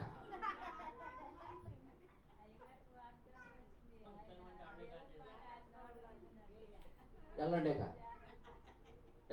ఆ 4 తెచ్చుకుంటున్నావా? సిగ్గు లేదు మరి. అసలు వెళ్ళొద్దని చెప్తుంటే నేను ఎల్లో నామోషి పడమాక. కిరాణా షాప్కి వెళ్ళి పడిగాపులు కాసిన రోజు వ్యాపారం కోసం వెళ్ళినా దానికి మించి ఇంకొక ప్యాకెట్ కోసం సబ్బు కానీ పేస్ట్ కానీ కంటిన్యూగా ఎడకెళ్ళి. ఇంకో మాట చెప్పనా? వాకింటి పక్కకి వెళ్తుంది. ఇంకో మాట చెప్పనా? డిమార్ట్ ఉండి కప్పు పెడతాడా నువ్వు చేతులు ఎత్తంటే పెడతాడా? లేదు 10 రూపాయలు తక్కువని నీకు వచ్చినప్పుడు ఈసారి వచ్చినప్పుడు ఇమ్మంటాడా? మొత్తం సామాన్ అంతా పెట్టి నువ్వు చిల్లర లేకపోతే ఆ సామాన్ కూడా ఆ చిల్లర ఇచ్చి తీసుకెళ్ళంటే. అర్థమైందా? అదే నువ్వు కంటిన్యూ పక్కన మనతో పాటు ఎదుగుతూ మన కోసమే కిరాణా షాప్ పెట్టిన పక్కన ఉన్నటువంటి కిరాణా షాప్ దగ్గరికి వెళ్ళండి. ఈ రోజులు ఇవ్వంటే ఏమంటాడు? తీసుకెళ్ళాం. మరి పొద్దున తీసుకురా. అది సంపాదించండి. బడాయి బొమ్మ అక్కడ ఉన్నప్పుడు వాళ్ళ దగ్గర వ్యాపారం చేయండి, వాళ్ళ దగ్గర కొనండి. లేనప్పుడు బాబాయ్, అంకుల్, శెట్టి గారు రేపు వాళ్ళే పని తీసుకెళ్ళరు నాన్న. ఇప్పుడు ఉన్నాయి మనకి మందిరంలో రెగ్యులర్గా మనం అక్కడే సర్ది దగ్గర మన కొట్ల దగ్గర ఎన్ని వేల అప్పులు పెడుతున్నాడు ఆయన. మన దేమ కూడా అదే కదా. కొంచెం వాడండి, ఓకేనా? దేవుడు మిమ్మల్ని ఈ మాటలు వర్ధిలింపచేయను గాక. వ్యర్థమైనటువంటి ఖర్చులు లేకుండా మేము జ్ఞానాన్ని ఇచ్చును గాక. ఈ లైవ్ ద్వారా వింటున్నటువంటి ప్రియ దేవుని బిడ్డలారా, మీరు కూడా బుద్ధి తెచ్చుకొని అలాంటి వాటికి వెళ్ళకుండా చక్కగా సేవ్ చేసుకోండి. దేవుని స్తోత్రం హల్లెలూయా. 10:35 వచ్చినాము. 10:35 ముగించేస్తున్నాం బిడ్డలారా. 10:35. కాబట్టి మీ ధైర్యమును విడిచిపెట్టకూడదు, దానికి ప్రతిఫలముగా గొప్ప బహుమానము కలుగును. మీరు దేవుని చిత్తమును నెరవేర్చిన వారే వాగ్దానము పొందు నిమిత్తము మీకేం కావాలంటే దేవుని చిత్తము నెరవేర్చు వారే ఉండాలంట. ఇప్పుడు చెప్పండి, దేవునికి ఇష్టలై ఉండడం అంటే అర్థం ఏమిటి అంటే చిత్తాన్ని నెరవేర్చడం. అర్థమైందా? దేవునికి చిత్తం అంటే అప్పుడు కనికరాన్ని పొందుకుంటాం బిడ్డలారా. దేవుని చిత్తం నెరవేర్చకుండా దేవుని కనికరము పొందుట అసాధ్యం. దేవుని చిత్తం ఏముందో నీకు తెలియాలి. ఒకవేళ నీకు తెలియకపోతే కనుక దైవజనుడి ద్వారా దేవుడు మాట్లాడుతూ ఉంటాడు. నీ విషయంలో ఇది దేవుని చిత్తమై ఉన్నది, అది ఇది నీకు ఈ పని చేశాను, ఈ పని నువ్వు చేయి అంటాడు అంతే. నీ దగ్గర క్రియలు ఉన్నాయి, ఇది దేవుని చిత్తము కాదు, ఇలా చేయకండి. గమనించండి బిడ్డలారా. ఇది నువ్వు విన్నప్పుడు నువ్వు ధన్యుడివే కానీ దరిద్రుడు ఎప్పటికీ కాదు బిడ్డలారా, గుర్తుపెట్టుకోండి. ఈ మాటలు నీకు తెలియాలి. తర్వాత అదే మాట అంటున్నాడు కదా, దేవుని చిత్తము నెరవేర్చువారై వాగ్దానము పొందు నిమిత్తము. అది వాగ్దానం పొందుకోవాలంటే ఓర్పు అవసరం ఉంది. ఓర్పు చాలా కావాలి మనకి. ఓర్పు ఏడుంది మనకి? గమనించండి బిడ్డలారా, ఈ రోజున దేవుని చిత్తాన్ని నెరవేర్చాలంటే, దేవుని చిత్తము నీ విషయంలో నెరవేర్చబడాలంటే, దేవుని కనికరమును పొందుకోవాలంటే నేడు నీకు చాలా ఓర్పు కావాలా బిడ్డలారా, నిరీక్షణ కావాలా. నేను మరొక్క మాట చెప్తున్నాను బిడ్డలారా, ఈ లోకంలో దేవుని కన్నా ఎవరికి ప్రాధాన్యత మాకండి. దేవునికి ప్రాధాన్యత ఇచ్చి చూడండి బిడ్డలారా. దేవుడు ఏ విషయం అయితే నీకు ఆటంకకరంగా ఉందో, నీ జీవితానికి నెమ్మది లేకుండా ఉందో, అది నీ జీవితంలో నుంచి నా యేసయ్య కొట్టేసును గాక. గుర్తుపెట్టుకోండి, దేవుని కన్నా అది ప్రాధాన్యత ఇమ్మకండి. గుర్తుపెట్టుకోండి, మరొక్కసారి చెప్తున్నా, దేవుని తర్వాతే నువ్వు. నిజంగా బిడ్డలారా, ఒక ఆశీర్వాదం ఎలా ఉంటుందో తెలుసు బిడ్డలారా. దేవునికి ప్రాధాన్యతను ఇచ్చి చూడు, లోకాన్ని పక్కన పెట్టి చూడు, నీకు దేవుడు నీ దరిద్రమైనటువంటి వారందరూ పక్కన పెట్టేస్తాడు, పనికి మనోడు పక్కన పెట్టేస్తాడు. అనుభవంతో చెప్తున్నాను బిడ్డలారా. దేవుని కొరకు నేను కొనుక్కుని విడిచిపెట్టేశాను బిడ్డలారా, నాలో ఉన్న దరిద్రం అంతా పోయింది బిడ్డలారా. నిజం, కొన్ని దరిద్రాలను వదిలిపెట్టాలా. ఆ దరిద్రములు వదిలిపెట్టకపోతే కనుక ఏం చేస్తా ఉంటాడు, పుడుతూ ఉంటాడు ఆయన. ఇవి దరిద్రాన్ని వదిలిపెట్టి దరిద్రం వెంటనే స్పాట్లో చూపిస్తాడు అంతే. ఇంకా దరిద్రాన్ని కావాలని కోరుకోండి, ఎత్తి మీద ఎక్కించుకున్నాం అనుకోండి, సత్యవరకు ఆ దరిద్రం మీద ఎలా ఆడుతూ ఉండాలి. జాగ్రత్త బిడ్డ, జాగ్రత్త. ఎందుకు మాట్లాడుతున్నాడు తెలుసు ఈ మాటలు? దేవుడు నీకు గొప్ప వాగ్దానాన్ని ఇవ్వాలనుకుంటున్నాడు. ఏమివ్వాలనుకుంటున్నాడు? అందరు చెప్పండి. వాగ్దానం కావాలా వద్దా? వాగ్దానం కావాలా వద్దా? వాగ్దానపు దేశములోనికి నా యేసు మిమ్మల్ని నడిపించును గాక. వాగ్దానపు తృప్తిలోనికి నా యేసు మిమ్మల్ని నడిపించాక. వాగ్దానపు ఆశీర్వాదములోనికి మీ కుటుంబాన్ని నడిపించును గాక. వాగ్దానపు ఐశ్వర్యాన్ని మీ ఇంటికి నడిపించును గాక. వాగ్దానపు వ్యాపారాలు మీరు చేయుదురు గాక. వాగ్దానపు యొక్క చదువులు మీ బిడ్డలు చదువుదురు గాక. వాగ్దానపు నివాసమును నా యేసు మీకు ఇచ్చును గాక. వాగ్దానపు దీవెనలు మీ ఇంటిలోనికి ఉండును గాక. ఇది కావాలి అంటే ఏం కావాలి? ఏముండాలి?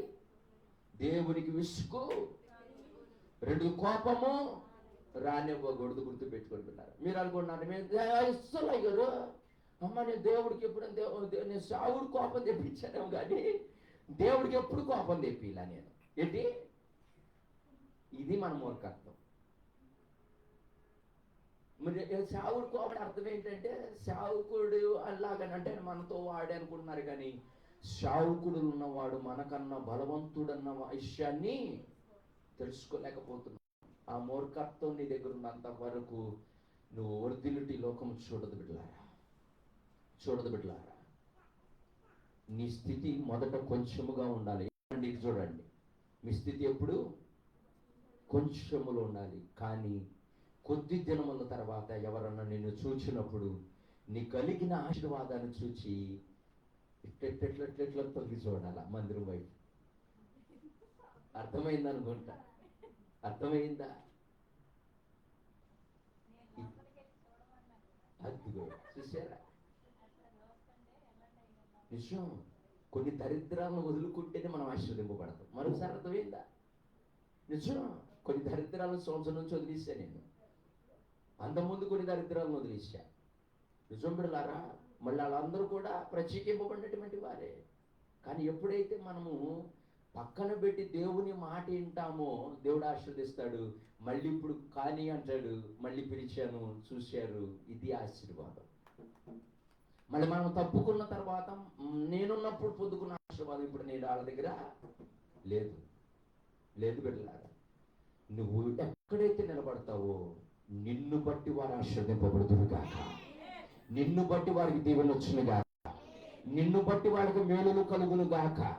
ఇంతే బిడ్డలారా. నువ్వు ఉన్న చోట మేలులు ఉండాలా, నువ్వు ఉన్న చోట దీవెనలు ఉండాలా. మరి అలా ఉండాలంటే దేవుని విసిగిస్తున్నావా? దేవుని కనికరాన్ని పొందుకుంటున్నావా? దేవుని కోపం తెప్పిస్తున్నావు. మరి ఎలాగా? ఎలా? ఇప్పుడు దేవునికి శక్తి కన్నా దుష్టుని శక్తి సాతాను క్రియలు మన దగ్గర ఉండడం బట్టి మనం ఏం మాట్లాడినా కానీ మన మాటలు వాళ్ళన్నీ ఎట్లా వినబడుతున్నాయి, కోపం వ్యతిరేకంగా నిలబడుతున్నాయి. ఇప్పుడు ఏం లేదు, నీ దగ్గర పరిశుద్ధుడు దేవుని మాట వినేవారిగా ఉంటే వాళ్ళకి స్ట్రైట్ గా వినబడుతుంది. నీ మాట వాళ్ళు తూచి తప్పకుండా అనుసరించగలుగుతారు. ఇప్పుడు నువ్వేం మాట్లాడినా కానీ వాళ్ళకి ఎలా కనబడుతుంది, శత్రుత్వంగానే కనబడుతుంది. కాబట్టి జాగ్రత్త బిడ్డ, జాగ్రత్త. దేవుని యొక్క సంధానంలో మీకు మాట చెప్పన, ఈ పరిచయంలో బిజీగా ఉండడం వల్ల, సంఘాలను బట్టి బిజీగా ఉండడం వల్ల, నేను దేవుని దగ్గర నిబంధన చేసుకున్న విధానం బట్టి, బయటికి వెళ్ళకుండా సంఘాల మీద గురి పెట్టడం బట్టి, ఆఖరి నా బంధువులు, నేను చాలా ఇష్టంగా ఉండేటువంటి నా తోడలు కూడా అన్నమాట, ఏమన్నా మేము బాధ పెట్టామా, ఎందుకని మా దగ్గరికి సరిగ్గా రావట్లేదు, ఎందుకని ఏట్లో కలవట్లేదు అని చెప్పి వాళ్ళే ఒక ఆశ్చర్యమైనటువంటి అనుభూతులు, అంటే ఆ ఆలోచనలోకి వెళ్ళారు బిడ్డలారా. చూసారా, అంటే ఎప్పుడు ఉండేవాడు ఇంతకు మా ముందు దూరం పెట్టడానికి కారణం ఏంటి అని అలా ఒక ఆలోచనలోకి వెళ్ళారు. మరి నువ్వెప్పుడన్నా దూరం పెట్టినప్పుడు, నువ్వెవరికన్నా దూరం అయినప్పుడు ఈ ఆలోచన నీ మీద వచ్చిందా, దరిద్రం పోయిందన్న ఆలోచన వచ్చిందా? ఇప్పుడు అర్థం, ఇప్పుడు క్లారిటీగా వచ్చిందా? దరిద్రం పోయిందిరా బాబు, ఆయన ఇల్లు నాకు దూరం అయ్యడం వల్ల నాకు మేలు కలిగింది, మనం ఎందుకు వదిలేశాడు, మనం ఏం తప్పు చేశాం, ఈ రెండు విషయాల్లో నీ మార్గం ఏది,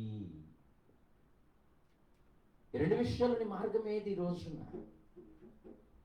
నీ తోటి వాళ్ళు నువ్వు ఒకవేళ వెళ్ళకపోతే ఎందుకు రావట్లేదు, మా వల్ల పొరపాటు జరిగిందనే ఆలోచన వాళ్ళకి వచ్చింది అంటే నువ్వు పాస్ అయినట్టే. గమనించండి బిడ్డలారా, ఇది నీకు తెలియాలివి, గ్రహించాల, జ్ఞాపక శక్తి మన దేవుణ్ణి అడగండి బిడ్డలారా.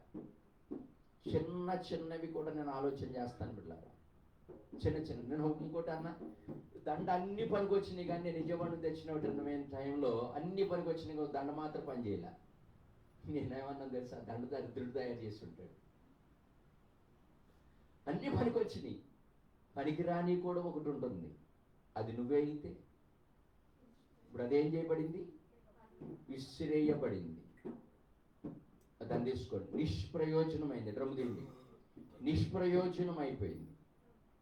నువ్వు రేపొద్దుని కూడా అన్నిటితో వస్తావు, అన్నిటితోనే ఉంటావు, కానీ చుక్కొచ్చేసరికి నువ్వు వెలిగింపబడకపోతే విసిరేయబడతావు. గుర్తుపెట్టుకో, తెచ్చిన లైటింగ్లు అన్ని పనిచేసినాయి, ఒక్కటి మాత్రం విసిరేయబడింది.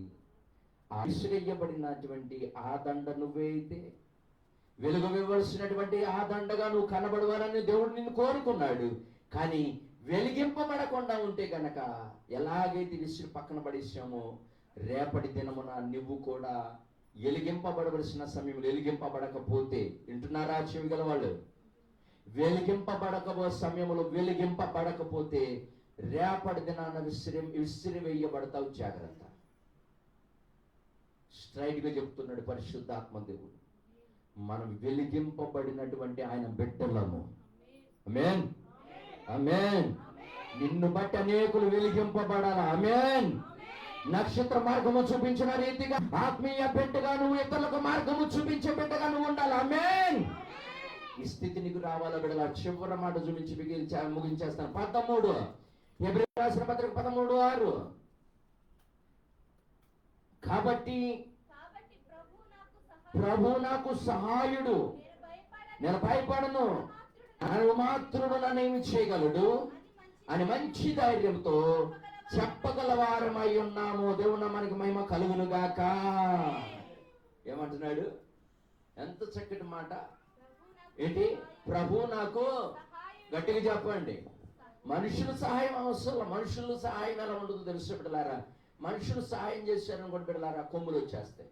చేయిపోయారనుకోండి బిడ్డలారా, ఎట చేస్తాడో చూద్దాం అన్నట్టు ఉండదు. నిజం. మనుషులు సహాయం చేస్తేనేమో నేను సహాయం చేస్తాను కాబట్టి నేను ఏ పని చేయను. మనుషులు సహాయం చేయకపోతే ఇది ఎట్ట జరుగుతుంది నేను చూస్తా. ఏమంటమ్మా? ఇది చెప్పలు కూడా దేవుడు మనమే పరిచయం. కారణం ఏమిటంటే దేవుడు సహాయుడు. ఆయన నమ్ముకున్న బిడ్డలకి అన్నాడు, నువ్వు కొదువు చేయడం అంతే, పని ఆయనది, భక్తి నీది. నువ్వు భక్తిపరుడిగా ఉంటే కనుక నా యేసయ్య ఆయన నువ్వు తక్కువ చేయమాక. ఆయన ఎప్పుడు తక్కువ చేయొద్దు. తక్కువ చేయడం అంటే అర్థం ఏంటంటే ఆయన కోరుకునేది అల్లా ఒకటే బిడ్డలారా, నీకు కొన్ని పరీక్షలు పెడతా ఉంటాడు. ఏం పెడతాడు? పరీక్ష పెడతా ఉంటాడు బిడ్డలారా. ఆ పరీక్షలో నువ్వు నెగ్గే విధంగా ఉండాలి. ఏమిటి ఆ పరీక్ష అంటే, నేను ఒకటే చెప్తాను బిడ్డలారా, మంచి ఆత్మీయంగా ఎదుగుతున్నారు కుటుంబం, భార్య భర్తలు ఇద్దరు కూడా. కుటుంబాన్ని కూడా అప్పుడప్పుడు మండిస్తున్నారు వాళ్ళు కూడా. ఒక చిన్న పరీక్ష పెట్టాడు. ఆ పరీక్షలో ఒక బిడ్డలు దేవుడి దగ్గర కావాలి అనుకున్నప్పుడు మొత్తము అయిపోయింది, ఇక పరీక్ష కాలం అయిపోయింది, రా అని చెప్పి పిలుస్తాడు. ఆ టైంలో వాళ్ళని దేవుడు వాడుకుంటాడు. వాడుకొని ఆ తల్లిగారికి చిన్న బలహీనత పెట్టాడు. మంచిగా ఎదుగుతున్న సమయంలో చిన్న బలహీనతను పెట్టాడు తల్లికి. ఆ తల్లిని బట్టి దేవునిని దూరం పెడతామా, తల్లికి దగ్గర అవుతామా? ఈ పరీక్షలోనూ ఉన్నాం. ఇప్పుడు నేను పరీక్షించడానికి ఇప్పుడు వరకు లేనటువంటి ఒక చిన్న వ్యాపారాన్ని పెట్టాడు. ఈ వ్యాపారంలో నువ్వు దేవునికి అంతగా మించిన ఉత్సాహంతో దగ్గర అయ్యావా, దాన్ని బట్టి నువ్వు దూరం అయ్యావా? ఇది పరీక్ష. ఇది నీకు ఆ జ్ఞానం నీకు రావాలి. ఇది ఆత్మీయ జ్ఞానం అంటారు. దేవుడిచ్చిందేనండి వ్యాపారం, చేసుకోమని ఇచ్చాడు. కాబట్టి నేను దేవుని పని ఎట్లా కుదురుతుందో నాకు కుదరదు. ఇప్పుడు ఎప్పుడూ రాలేదు, కష్టం వచ్చినప్పుడేగా ఉంది ఇంట్లో. మనుషుల దగ్గర చెప్పే సాకులు దేవుడు ఎండి. అర్థమవుతుందా? దేవుడు వినడు. అందుకనే సమయమందును అసమయమందును అంటున్నాడు బిడ్డలారా. నిజం. మీకు ఒక మాట చెప్పనా, నేను అందుకని చాలా మార్లు అంటాను, బిడ్డల మీద అంత ప్రాధాన్యత పోద్దంటాను నేను. నా కూతురు బాగా సీరియస్ కండిషన్లోకి వెళ్ళి సీరియస్గా ఉండి ఎగ్జామ్ రాస్తే పడిపోతే హాస్పిటల్లో, కాలేజీలో సెంటర్లో, ఎగ్జామ్ సెంటర్లో మా బామ్మర్ది, మా తోడలుడు, మా పెద్ద అబ్బాయి వీళ్ళందరూ కలిసి హాస్పిటల్కి తీసుకెళ్లారు. అదే టైంలో మంచి బిజీగా ఉన్నాను. కనీసం నా కూతురు అంటే నా ప్రాణం అయినా కానీ దేవుని పరిచయం నేను నిర్లక్ష్యం ఎంత కూడా చేయాలి.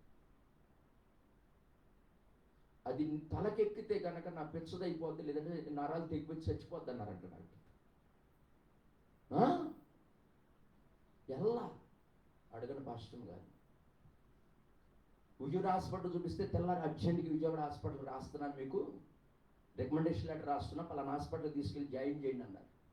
ఎలా నేను పరిచయకి వెళ్ళిపోయా, వాక్యం చెప్పడానికి వెళ్ళిపోయా. నేను నెగ్గాను, నా కూతురు నెగ్గింది. ఆ తెల్లారి విజయవాడ హాస్పిటల్కి వెళ్ళకుండానే నా యేసయ్య నా కూతుర్ని ఎగ్జామ్ సెంటర్కి పంపించాడు. పరిగెత్తకూడదు. ఏమైతుంది ఇంతలోనే? ఏమైతుంది? చచ్చిపోతుందని తెలిసి ఇచ్చింది బిడ్డ దేవుడే. తీసుకుంటే ఆయన పాదాల దగ్గరికి. దేవుడిని వదిలేసి బిడ్డల కోసం పరిగెత్తేది కాదు మనం కోరుకుంది, దేవుడు కోరుకుంది మన దగ్గర. అందుకనే ఖండితంగా నేను చెప్తాను, నువ్వు నాకన్నా ఎక్కువగా ఉండి ప్రేమించుకో. అది పనినైనా, ధనమునైనా, బంగారమునైనా, నీకు ఇచ్చిన పెళ్ళాన్నైనా, భర్తనైనా, బిడ్డలైనా, వ్యవసాయమునైనా, పాడి పంటలైనా, ఏదైనా కానీ నాకన్నా అత్యధికంగా నువ్వు ప్రేమిస్తావు. అది నీ నుంచి నా మాట కాదు సుమా, రోషము కలిగిన దేవుడి మాట ఇది. ఈ రోజు నువ్వు పక్కన పెట్టుబడండి, నా శ్రేయస్సు చేతులకు అప్పగించు. నువ్వు ఇంటికి వెళ్ళేసరికయ్యా, వారి దగ్గరికి వెళ్ళేసరికయ్యా, నీ ఎదురుగా వారు పరిగెత్తుకుని వచ్చిన గాక. వెళ్ళలేదు బిడ్డ. తర్వాత అన్ని చూసుకొని వెళ్ళాను నేను. నా కూతురు ఎగ్జామ్ సెంటర్ నుంచి అడిగింది నన్ను, డాడీ హాస్పిటల్కి వెళ్దామంటున్నారు. నేను అంటే మరి నువ్వేమనుకుంటున్నాను అంటే, వీళ్ళకి కోపం వచ్చేసింది, పాస్టర్ గారు కోపం వచ్చింది, మా వదినోళ్ళు కూడా తిట్టుకున్నారంట. ఇలాంటి కూడా ఇదేంటి మూర్ఖత్వం అన్నారంట బిడ్డలారా. అంటే గమనించిన బిడ్డలారా, నా కూతురు ఒకటే అంత, మా నాన్న గురించి నాకు తెలుసు, మాట్లాడమాకన్నా ఊరుకొని పర్లేదన్న ఊరంట బిడ్డలారా. అడిగింది, డాడీ వీళ్ళు హాస్పిటల్కి తీసుకెళ్తానంటున్నారు, నాకు ఇష్టం లేదు ఎగ్జామ్ రాయడానికి, వెళ్ళనా డాడీ అందే. అంటే గమనించిన బిడ్డలారా, నీకేమనిపిస్తుంది నానంటే, నేను వెళ్తాను డాడీ అంటే, యేసు నామములో నువ్వు వెళ్ళి మన ఇంటికన్నా ఎక్కువ మార్కులు దీనిలో నా యేసు నీకు ఇచ్చిన గాక. నిజం బిడ్డలారా, అదే నన్ను నిలబెట్టింది బిడ్డ. అదే ఈరోజు నన్ను నిలబెట్టింది. దేవుడు పరీక్ష కోసం కొన్ని సార్లు బిడ్డలారా నాకు బాగా ఇష్టమైనటువంటి వారికి పెళ్ళిళ్ళు, ఫంక్షన్లు, ప్రార్థనలు, వాక్యం ప్రార్థన ఉన్నప్పుడు, సంఘారాధనలు ఉన్నప్పుడు పెడతా ఉంటాడు వీళ్ళ కథలను, బెస్కనం. వాళ్ళకి ఎప్పుడు కాదు. నాకు నివాస స్థలము ఆయన. ఆయన పని లేనప్పుడు నాకు కావలసిన వాళ్ళు వీళ్ళు. నా పనిలో ఆటంకం కాకూడదు వీళ్ళు. కారణం ఏంటంటే నాకు వాళ్ళు ఎప్పుడు నా సమస్యలో ఉండాలి అంటే నా యేసయ్యను మొదటగా నేను పెట్టాలా. నీ వాడు నీ కళ్ళ ముందు ఎప్పుడు ఉండాలనుకుంటే, ఆశీర్వదింపబడాలంటే యేసయ్యకు మొదటి స్థానాన్ని ఇవ్వండి. దైవజనుడి ద్వారా నీతో మాట్లాడతాడు. సహోదరుడా, సహోదరి, మందిరములో పని ఉంది, పలానా చోటకు ప్రార్థనకి వెళ్ళాలి, నువ్వు వచ్చి అన్నప్పుడు మారు మాట్లాడకుండా నువ్వు అక్కడ విడిచిపెట్టి వెళ్తే ఈ రోజు నువ్వు ఎంత సంపాదిస్తావో ఆ ఒక్క రోజులో నా నెక్స్ట్ డేలో 3 రోజుల సంపాదన యేసయ్యకి ఇచ్చిన గాక. నమ్మితే ఆమేనండి, నమ్మకుండా ఆమేననకండి. నీ దైవవచనం నోటి నుంచి నువ్వు మాట విన్నప్పుడు వెంటనే పరిగెత్తుకొని రా.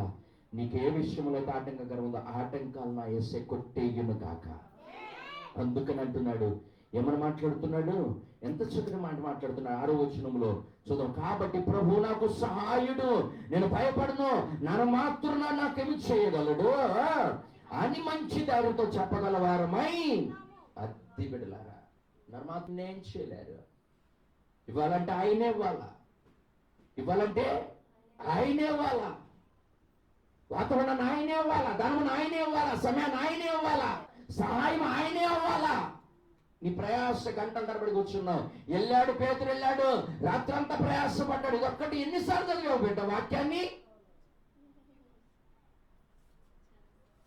ఎన్నిసార్లు చదివావు? గమనించండి బిడ్డలారా. అవునాయి గారు, మీరు వద్దన్నారు కదా గారు, అందుకనే అనిపిస్తాడు దేవుడు. కానీ కళ్ళ ముందు ఏం కనబడాలి తెలుసా? మందిరమే కనబడాలి, పరిచర్య కనబడాలి. ఒకసారి పరీక్షించడానికి కూడా అంటాడు. లేదయ్యా, నరికే చెట్టు నరికే అన్నాడు. లేదయ్యా, ఒక్కసారి చూడండి బిడ్డలారా, 2 వైపులా మాట్లాడతాడు. 2 అంచు గల ఖడ్గము ఆయన వాక్యం. బిడ్డలారా, నువ్వు ఆలోచన చేసుకోవాలి. నా పని, దేవుని పని నాకు ముఖ్యం. నేను ఆయన పని చేస్తే నా పని ఆయన చేస్తాడనేటువంటి నిబంధన నీకుంటే కనుక దేవుడు నీకు సమృద్ధితో నింపును గాక. ఆమేన్. హల్లెలూయా, హల్లెలూయా. దేవుని యొక్క సంధానం ఇప్పటికైనా మించిపోయింది లేదు. ఇప్పుడు సంగమా, ఇప్పటికైనా మించిపోయింది లేదు. దేవుని యొక్క సంధానం. నేను భయపడను, నా సహాయుడు, గట్టిగా చెప్పండి, నా సహాయుడు, నరమాతులు నన్నేమి చేయలేరు, నరమాతులనే చేయలేరు. ఆయన సహాయము, ఆయన కృప నీకు కేడముగా ఉండునుగాక. 95వ కీర్తన 7వ వచనము, 95:7. 97వ కీర్తన 7వ వచనము.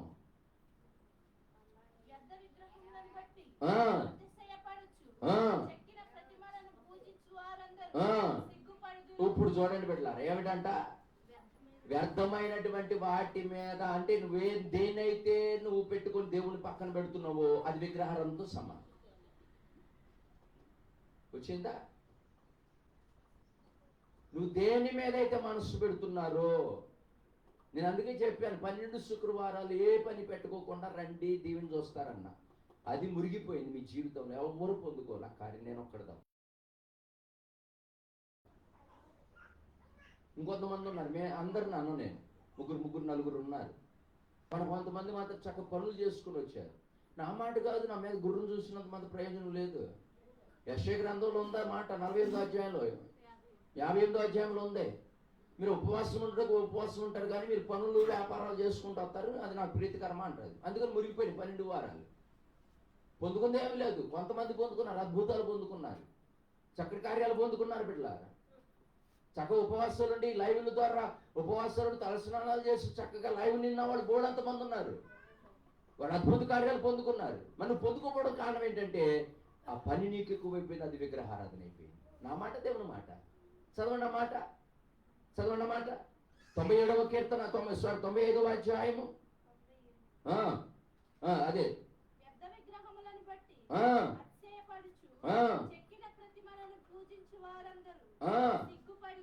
అదిగోండి, సిగ్గు కలుగుతుందా? ఆశీర్వాదం కలుగుతుందా? చెప్పరమ్మా. సిగ్గుపరచబడ్డారా, శుద్ధింపబడ్డారా? దేవుని కన్నా ప్రాధాన్యత కలిగినటువంటి, దేవునికి ఇవ్వవలసిన సమయాన్ని బట్టి మీరు సిగ్గుపరచబడుతున్నారు దిందనము, లేదా కనపరచబడుతున్నారా? కదా, మరి తెలుసుకోవాలి కదా. దేవుడు నీతోనే మాట్లాడుతున్నాడు కదా, ప్రతి వారము వాక్యం ద్వారానే మాట్లాడుతున్నాడు కదా, సోదేమి లేదు కదా. గమనించండి పిల్లారా. దేవుని యొక్క సందర్భంలో నేను బావి కొత్తపల్లి అని ఓ చోట ప్రత్యేక కూడికి ఏర్పాటు చేశాడు. దగ్గర 300 మంది సంఘం, అది సిఎస్ఐ చర్చి. వాక్యం చెప్తే దగ్గర 2 గంటల సేపు వాక్యం చెప్పాను బిడ్డలారా. 2 గంటల సేపు వాక్యం చెప్తే వాళ్ళు 2 గంటలు అప్పుడైపోయిందని చెప్పి అన్నారంట. ఆ బయటకు వచ్చిన తర్వాత సంఘ పెద్దలు అంటున్నారు, అయ్యా సంఘ పెద్దలు ఆ మాట అన్నటువంటి భోజనం పెట్టేటప్పుడు అన్నారు, అయ్యా మీరు చెప్పి అంతసేపు ఒక్క మాట కూడా అర్థమైన మాట రాలేదు, ప్రతి ఒక్క రెఫరెన్స్ ద్వారా మాట్లాడారు అయ్యా మీరు. ఆర్కెస్ట్రా ఆ మాటకు అన్నారు కదా. ఇప్పటి వరకు వాక్యం ద్వారా ప్రతి ఒక్కరు చూపించింది. ఇంతవరకు మేము ఎక్కడ చాలా సభలు ఆర్కెస్ట్రా ప్లే చేయడానికి వెళ్ళాం, కానీ ఇంతవరకు వాక్యం రెఫరెన్స్ ద్వారా చూపించి హెచ్చరించిన వారు హెచ్చరికతో కూడిన వాక్యం మేము వినలేదే గారు. మాకు కూడా వాతలు పడినాయి అన్నారు. ఏంటో తెలుసా వాత? ఏంటో తెలుసా? 2 గట్టి గంటలు 1 గంట సేపు కూడా ప్లే చేయరు. ఆ వచ్చిన సేవకుడి కన్నా ఎక్కువగా అడుక్కొని వెళ్తున్నారు. నిజం, ఆ మాట అదే అన్నారు వాళ్ళు.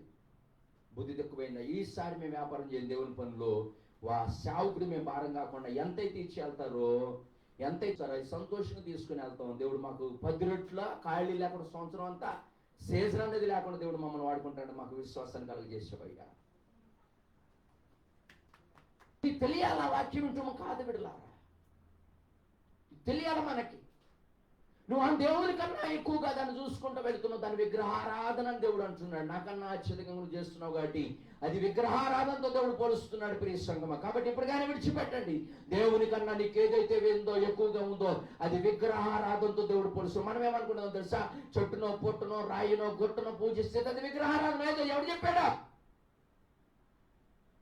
నీ హృదయంలో దేనైతే పెట్టుకుని దాని మీద ఎక్కువగా సమయాన్ని ఇస్తావో అదే విగ్రహారాధన, అదే విగ్రహారాధన.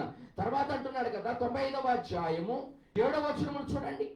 రండి నమస్కారం చేసి సాగిలపడదుము, మనం సృష్టించిన యెహోవా సన్నిధిని మోకరించుదుము. నేడు మీరు ఆయన మాట అంగీకరించిన ఎడల ఎంత మేలు. చెప్పలు కూడా దేవున్నా మనం ఏం పడుతాం బిడ్డలారా? నేడు ఆయన మాట అంగీకరించిన ఎడల, ఈ రోజు నువ్వు నొచ్చుకొనకుండా, ఇదిగో వ్యసన పడకుండా, నువ్వు బాధపడకుండా, వేదన పడకుండా, దేవుడు నాతోనే మాట్లాడాడు నువ్వు అనుకుంటే కనుక ఆయన కనికరమును నీవు పొందుకుందువు గాక. అంతే బిడ్డలారా. ఫైనల్ నీకు మేలు కలగాలి అంటే మొట్టమొదటి నువ్వు చేయాల్సిన పని ఏంటి తెలుసా? రావాలా దేవుని దగ్గరకు వచ్చి నమస్కారం చేయాలా. వెళ్ళినా నీ కుర్చీలో నువ్వు కూర్చున్నా ఆ రోజు నువ్వు డుమ్మా కొట్టినట్టే లెక్క. ఈ సత్యము నువ్వు తెలుసుకొని కోడా మందిరానికి ఆలస్యంగా వస్తున్నటువంటి ప్రియ సంగమా, మరొకసారి హెచ్చరిస్తున్నాడు. ఈ యొక్క సంయోచితం ఏది విధానం లేకపోవడం వల్ల నీకు ఆశీర్వాదం రావట్లేదేమో. నువ్వు సమయానికి మందిరంలో గడపలేకపోవడం వల్ల నీకు అప్రెంటిస్ జీవితం రావట్లేదమ్మా. జాగ్రత్త. దేవునికి సమయాన్ని ఇచ్చి చూడ, దేవునికి ప్రాధాన్యత ఇచ్చి చూడ. దేవుడు సంవత్సరం అంతా కూడా ఆశీర్వాదకరమైన సంవత్సరంగా నా యేసే మలుచును గాక. ఈ సంవత్సరంలో చేసిన అపరాధ దోషములు విడిచిపెట్టేయండి. కొత్త సంవత్సరం కోసం అంకె కొరకు ఎదురు చూడమాకండి. నిజమైన మేలు కొరకు ఎదురు చూడండి. నిజమైన ఆశీర్వాదం కొరకు చూడండి. నిజమైన దీవెన కొరకు చూడండి. 2024 సంవత్సరం పొందుకోలేనటువంటి గొప్ప మేలు 2025 సంవత్సరం మీరు పొందుకుందురు గాక. నీలో ఉన్నవాడు శక్తిమంతుడైతే మాటలు బట్టట్టు సభ్యులు పడతారు. గుండె అనేది రాయి అయితే, శరీరం అనేది రాయి అయితే, ఆత్మ అనేది రాయి అయితే చల్లం ఉండదు. అంత వింటున్నాం మనకి. నిజం. మాటలు తగులుతూ ఉంటాయి. సూది తగలాల. సూది రోగం నయమైంది. సూదిని ఎప్పుడుందంటే అట్ట తగలాల. ఈరోజు నీ వాక్యము తగిలితే కనుక నిశ్చయముగా నువ్వు మేలు పొందుకుందువు కాక. ఆమేన్, ఆమేన్, ఆమేన్. అంతే. అందుకని అంటున్నాడు ఆ మాట. కింద అంటున్నాడు. తర్వాత త్వరగా ముగించేస్తున్నా.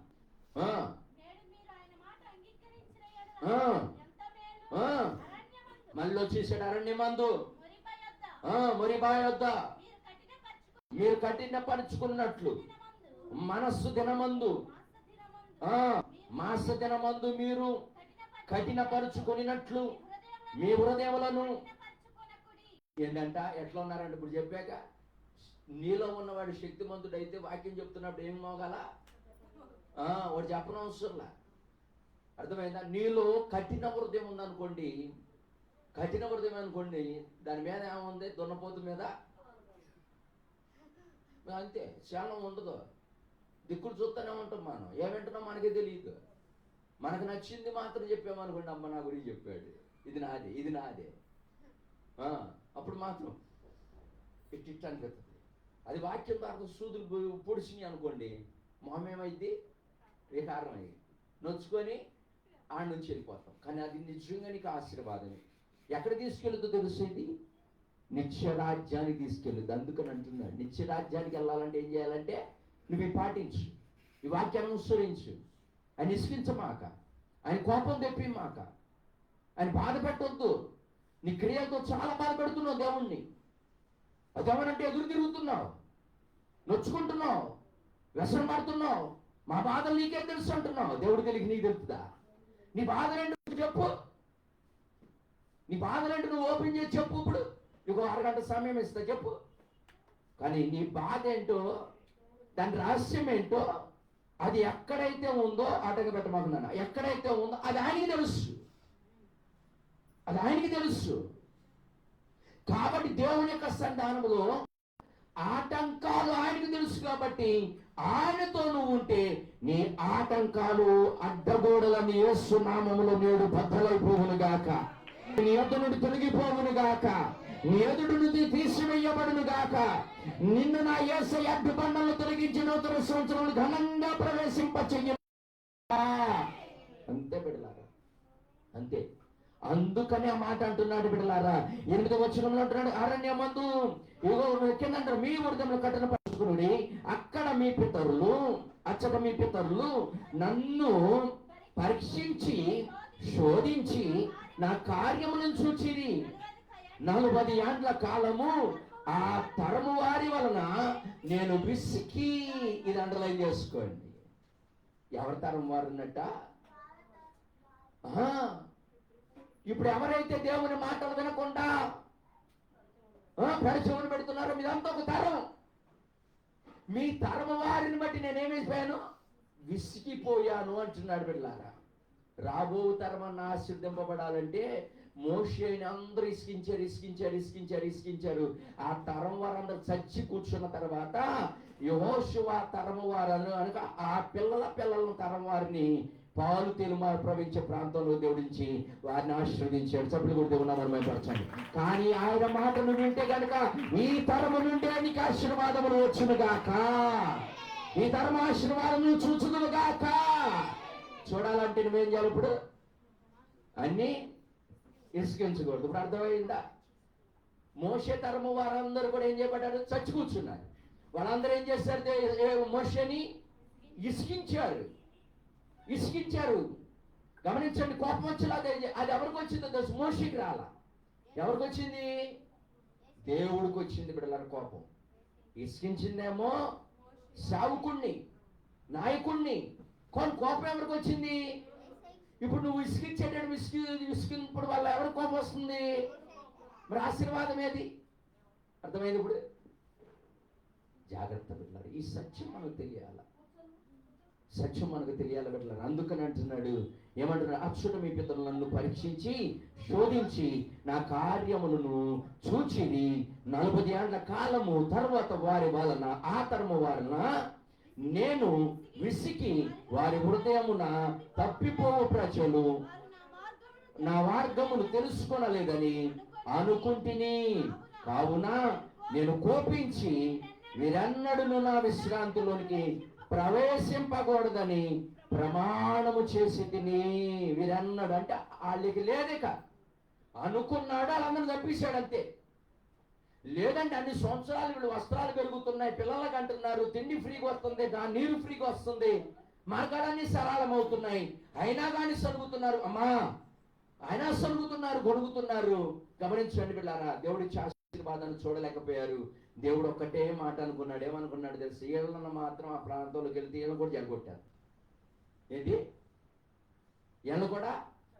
కాబట్టి వీళ్ళు జనరేషన్ ఉండకూడదు. ఇక ఏనండి మాటని, కొత్త జనరేషన్కి ఆశీర్వాదం రావాలి అంటే వినకూడనటువంటి వారు అంటారు. దేవుడు ఏం చేస్తాడు ఇప్పుడు?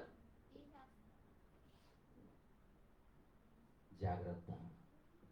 ఆయన రోషము కలిగాడు పేరు ఆయనకి. తీసేసాడు అంతే. ఆ తరమ వారందరిని తీసేసాడు. నడిచిన చాలు అన్నాడు మోషేతో సహా. ఆయన మోషే కూడా పాలుదేలు ప్రవహించే ప్రాంతం వరకు నడవలేదు బిడ్డలారా. వద్దు బిడ్డ, వెళుతున్న విసుకలేవు, వెళుతున్న నడవలేవు బిడ్డ, నా కుమారుడు నా దగ్గరికి వచ్చి మోషే దేవుడు తీసేసుకున్నాడు. తీసుకున్న బాధ్యతను యెహోషువకు అప్పగించాడు. కొత్త తరము వారందరినీ కూడా ఆయన వాగ్దాన భూమిలోనికి నడిపించాడు. నేడు నువ్వు ఆ వాగ్దాన భూమిలోనికి వెళ్ళాలి అంటే, ఆశీర్వాదం అనే 2020 సంవత్సరంలోనికి నువ్వు అడుగు పెట్టాలి అంటే ఆయనని కోపములో తెప్పించే విధంగా నువ్వు ఉండకూడదు, విసుగు తెప్పించే విధంగా నువ్వు ఉండకూడదు. ఒకవేళ విసుగు తెప్పించే విధంగా ఉంటావో, కోపం తెప్పించే విధంగా ఉంటావో, కనికరాన్ని పొందుకునే విధంగా ఉంటావో, అది నీ చేతులకే దేవుడు అప్పగించాడు. నువ్వు కాబట్టి దేవుని దగ్గర ఒక నిబంధన చేసుకొని దానికి అనుగుణంగా నువ్వు జీవించుదువుగాక. మోకరించండి, ప్రార్థన చేసుకుందా. మోకరించండి, ప్రార్థన చేసుకుందాం. దేవుడు స్పష్టంగా చెప్తున్నాడు, ఇదిగో నా విశ్రాంతిలోనికి ప్రవేశింపకూడదని నేను ప్రమాణము చేస్తున్నాను అంటున్నాడు. దేవుడే ప్రమాణం చేసుకున్నాడంటే బిడ్డలారా, కొంతమంది మొన్న ఎవరు అన్నారు కదా, ప్రమాణం చేయకూడదు అన్నాడు అయ్యగారు. దేవుడు అన్నారు. దేవుడే ప్రమాణం చేస్తున్నాడు, నేను వీళ్ళను ఉపేక్షించను, నేను విడిచిపెట్టను, నేను విడిచిపెట్టను. కారణం ఏంటంటే వీరు లోబడటం లేదు, వీరు లోబడడం లేదు అంటున్నాడు. లోబడటం లేదు అంటున్నాడు. ఈ రోజు నువ్వు లోబడే విధంగా ఉంటే కనుక దేవుడు నీకు గొప్ప పోతున్నాడు. దేవుడి మాట కాదని నీకు ఇష్టం వచ్చినట్టు నువ్వు ప్రవర్తించుకుంటూ పోతే కనుక రేపొద్దున ఆశీర్వాదం అనే పరలోకపు రాజ్యంలోనికి నువ్వు వెళ్ళలేవుట. కాబట్టి ఒక్కసారి మోకరించి ప్రార్థన చేసుకో, ఒక్కసారి మోకరించి ప్రార్థన చేయి, మోకరించి ప్రార్థన చేయి. దేవుడు నీతో మాట్లాడాడు బిడ్డ, దేవుడు నీతోనే స్పష్టంగా మాట్లాడాడు. ఆయన నువ్వు నాతో మాట్లాడావయ్యా, నా ప్రార్థదోషం ఏంటో నాకు స్పష్టంగా అర్థమైందయ్యా.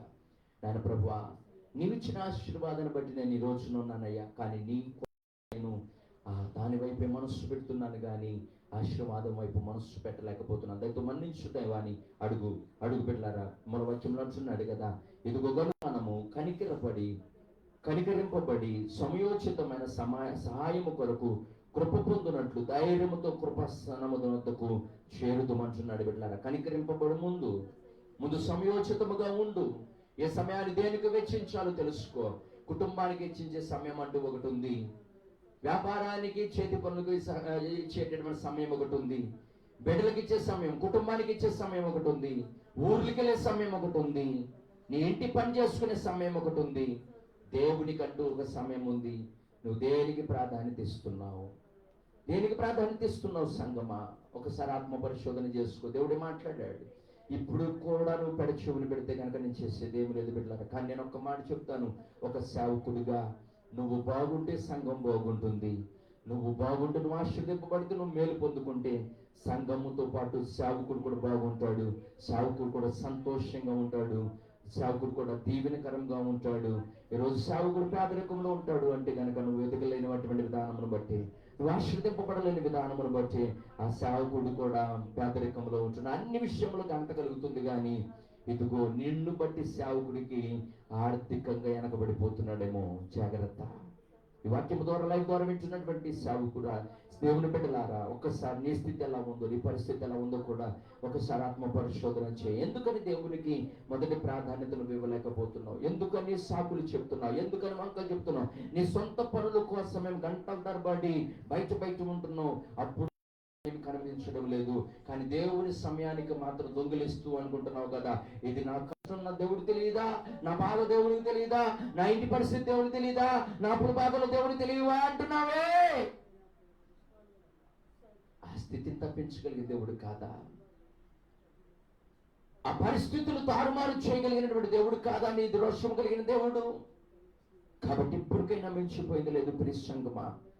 ఆయన నీ మీద కనికరపడాలంటే, ఆయనకు సహాయము కొరకు ఉండాలంటే, ఆయన కృపను పొందుకోవాలంటే ధైర్యముతో కృపాసనము యొద్దకు నువ్వు రా అనగా మందిరము దగ్గరికి రా. ఉండబో సమయ క్రియలు ఆరాధన ఉన్నప్పుడు, పని ఉన్నప్పుడు మందిరం దగ్గరికి రా. దాటిపోవద్దు. ఈ రోజుది కలిపి 2 రెట్ల ఆశీర్వాదము ఆ తెల్లారి నీకు ఇస్తాడు, ఆ ఉదయాన్ని నీకు ఇస్తాడు. బిడ్డలారా, ఈ రోజు చూడలేండి ఆయన మాట విన్నప్పుడు, పేతురు ఆయన మాట విన్నప్పుడు, విస్తారమైన చేపలు పడినప్పుడు, ఆయన మాటిని దేవుని దగ్గరకు నువ్వు వచ్చినప్పుడు, కృపాసాగరము దగ్గరకు నువ్వు వచ్చినప్పుడు, రేపటి దినమున పట్టజాలనంత ఆశీర్వాదము అనే పంటను కోసుకుంటావు బిడ్డ. కాబట్టి దేవుని దగ్గర ఒక నిబంధన చేసుకో. దేవుని దగ్గర ఒక నిబంధన చేసుకో. ఒకవేళ అలా కాకుండా ఉంటే గనక నీ వల్ల నీ బిడ్డలకు శాపము, నీ బిడ్డలకి వేదన, దుఃఖము తప్ప మరొకటి ఉండదు బిడ్డలారా. మరొక వేదన తప్ప మరొకటి ఉండదు బిడ్డలారా. కానీ నువ్వు ఆటంకకరంగా బిడ్డలను ఎదగడానికి, అందుకని దేవుడు అంటాడు, నా చంటి బిడ్డలు నన్ను నా ఎద్దుకు వచ్చుటకు ఆటంకపరచక నా ఎద్దుకు రానియుడు అంటున్నాడు. నేడు నీ బిడ్డల్ని దేవుని దగ్గరికి రావడానికి ఆటంక పెడుతున్నావేమో. జాగ్రత్త. బిడ్డలను ఆటంక పెట్టమాక. ఆటంక పెట్టక దేవుని ఎద్దుకు రా. దేవుడు అంటున్నాడు, నేడు మీరు ఆయన మాట అంగీకరించిన ఎడల ఎంత మేలు, ఎంత మనోహరం అంటున్నాడు.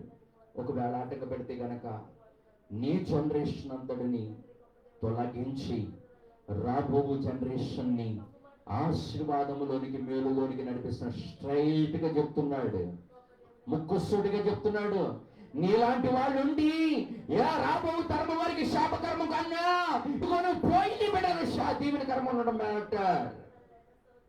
ఏది బెటర్ ఈ జీవితంలో? ఏది ఆశీర్వాదకరము నీ జీవితంలో?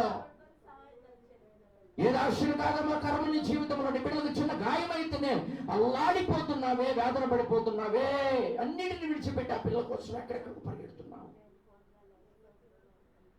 అలాంటిది నీ బిడ్డలకు నువ్వే శాపం అని దేవుడు గ్రహిస్తున్నాడు. పిల్లల దీవెనలు, పిల్లల మేలుల కొరకు, పిల్లల పాలపొలి ప్రవేశించు ప్రాంతంలోనికి నడిపించడం కొరకు పెద్దలైన మిమ్మల్ని తొలగించుటకు దేవుడు పెద్ద విషయము కాదు. అది మన కళ్ళారా చూచాము ఇజ్రాయేలు ప్రజల విషయంలో. ఈ రోజున జాగ్రత్త. ఆదివారం అంటే నీకు నిద్ర పట్టకూడదు. ఆదివారం అంటే నీకు మరొక పని కనబడకూడదు. ఆదివారం అంటే నీకు తపన కలగాల. ఎప్పుడు ఆయన సందర్భంలో గడుపుదామా? ఎప్పుడు సమయోచితముగా ఉందామా? ఎప్పుడు ఆయన వేడుకుందామా? ఎప్పుడు ఆ కృపను పొందుకుందామా? ఎప్పుడు ఆయన కనికరమును పొందుకుందామా? ఎప్పుడు ఆయన ఆశీర్వాదమును పొందుకుందామా? ఎప్పుడు ఏళ్ళు పొందుకుందామా? ఎప్పుడు ఆయన మాటలు విందామా? ఎప్పుడు ఆ హృదయంలోనికి ఆ మాటలు చొచ్చుకుని లాగున మనం సిద్ధపడదామా? ఎప్పుడు ఆయన పాదశంలో కనబడుదుమా అని చెప్పి ఎందల కడనే రాగలుగుతావు నా కుమార్తె, నా కుమారుడా. జాగ్రత్త. దైవజనుడు పరుమారు చెప్పుచు ఇప్పుడు చెప్పుచు దుఃఖపడుచున్నాడు. మరొక మారు చెప్పడానికి దేవుడు ఇష్టపడడం లేదు. ఆగిపోవంటున్నాడు. ఇక ఆగిపోతాడు దైవజనుడు. ఇక ఆగిపోయిన తర్వాత తీవ్ర పరిమాణాలు ఉంటాయి. మోషేని ఆగిపోమన్నాడు. మోషే పడ్డాక నన్ను కలిమి చేస్తున్నాడు, బతిలాడుతున్నాడు. ఇక మోషేని పిలుచుకుంటే తప్ప నా మోషేని కాలక బంధకం వేస్తున్నాడు. మోషే పక్కన పెట్టాలా? వేళని పక్కన పెట్టాలంటే నా సేవకుడు, నమ్ముకున్న సేవకుడిని, పిలిచిన సేవకుడు అడ్డు బండగా ఉన్నాడు. నాకు వాళ్ళ సేవకుడు భయంతను చూచి, ఆ సేవకుడి రిక్వెస్ట్ చూచి, సేవకుడు చేస్తున్నటువంటి ప్రార్థన విజ్ఞాపన బట్టి నేను తప్పించడం వాళ్ళ వీక్నెస్ని కనిపెట్టారు. నా సేవకుడు నా కుడి పార్శ్వంలో ఉండాలా? నా సేవకుడు నా ఎద్దుకు పిలుచుకుంటే ఇదిగో ఆ జనరేషన్ అందరూ కొట్టేస్తాను, యెహోషువని పెడతాను.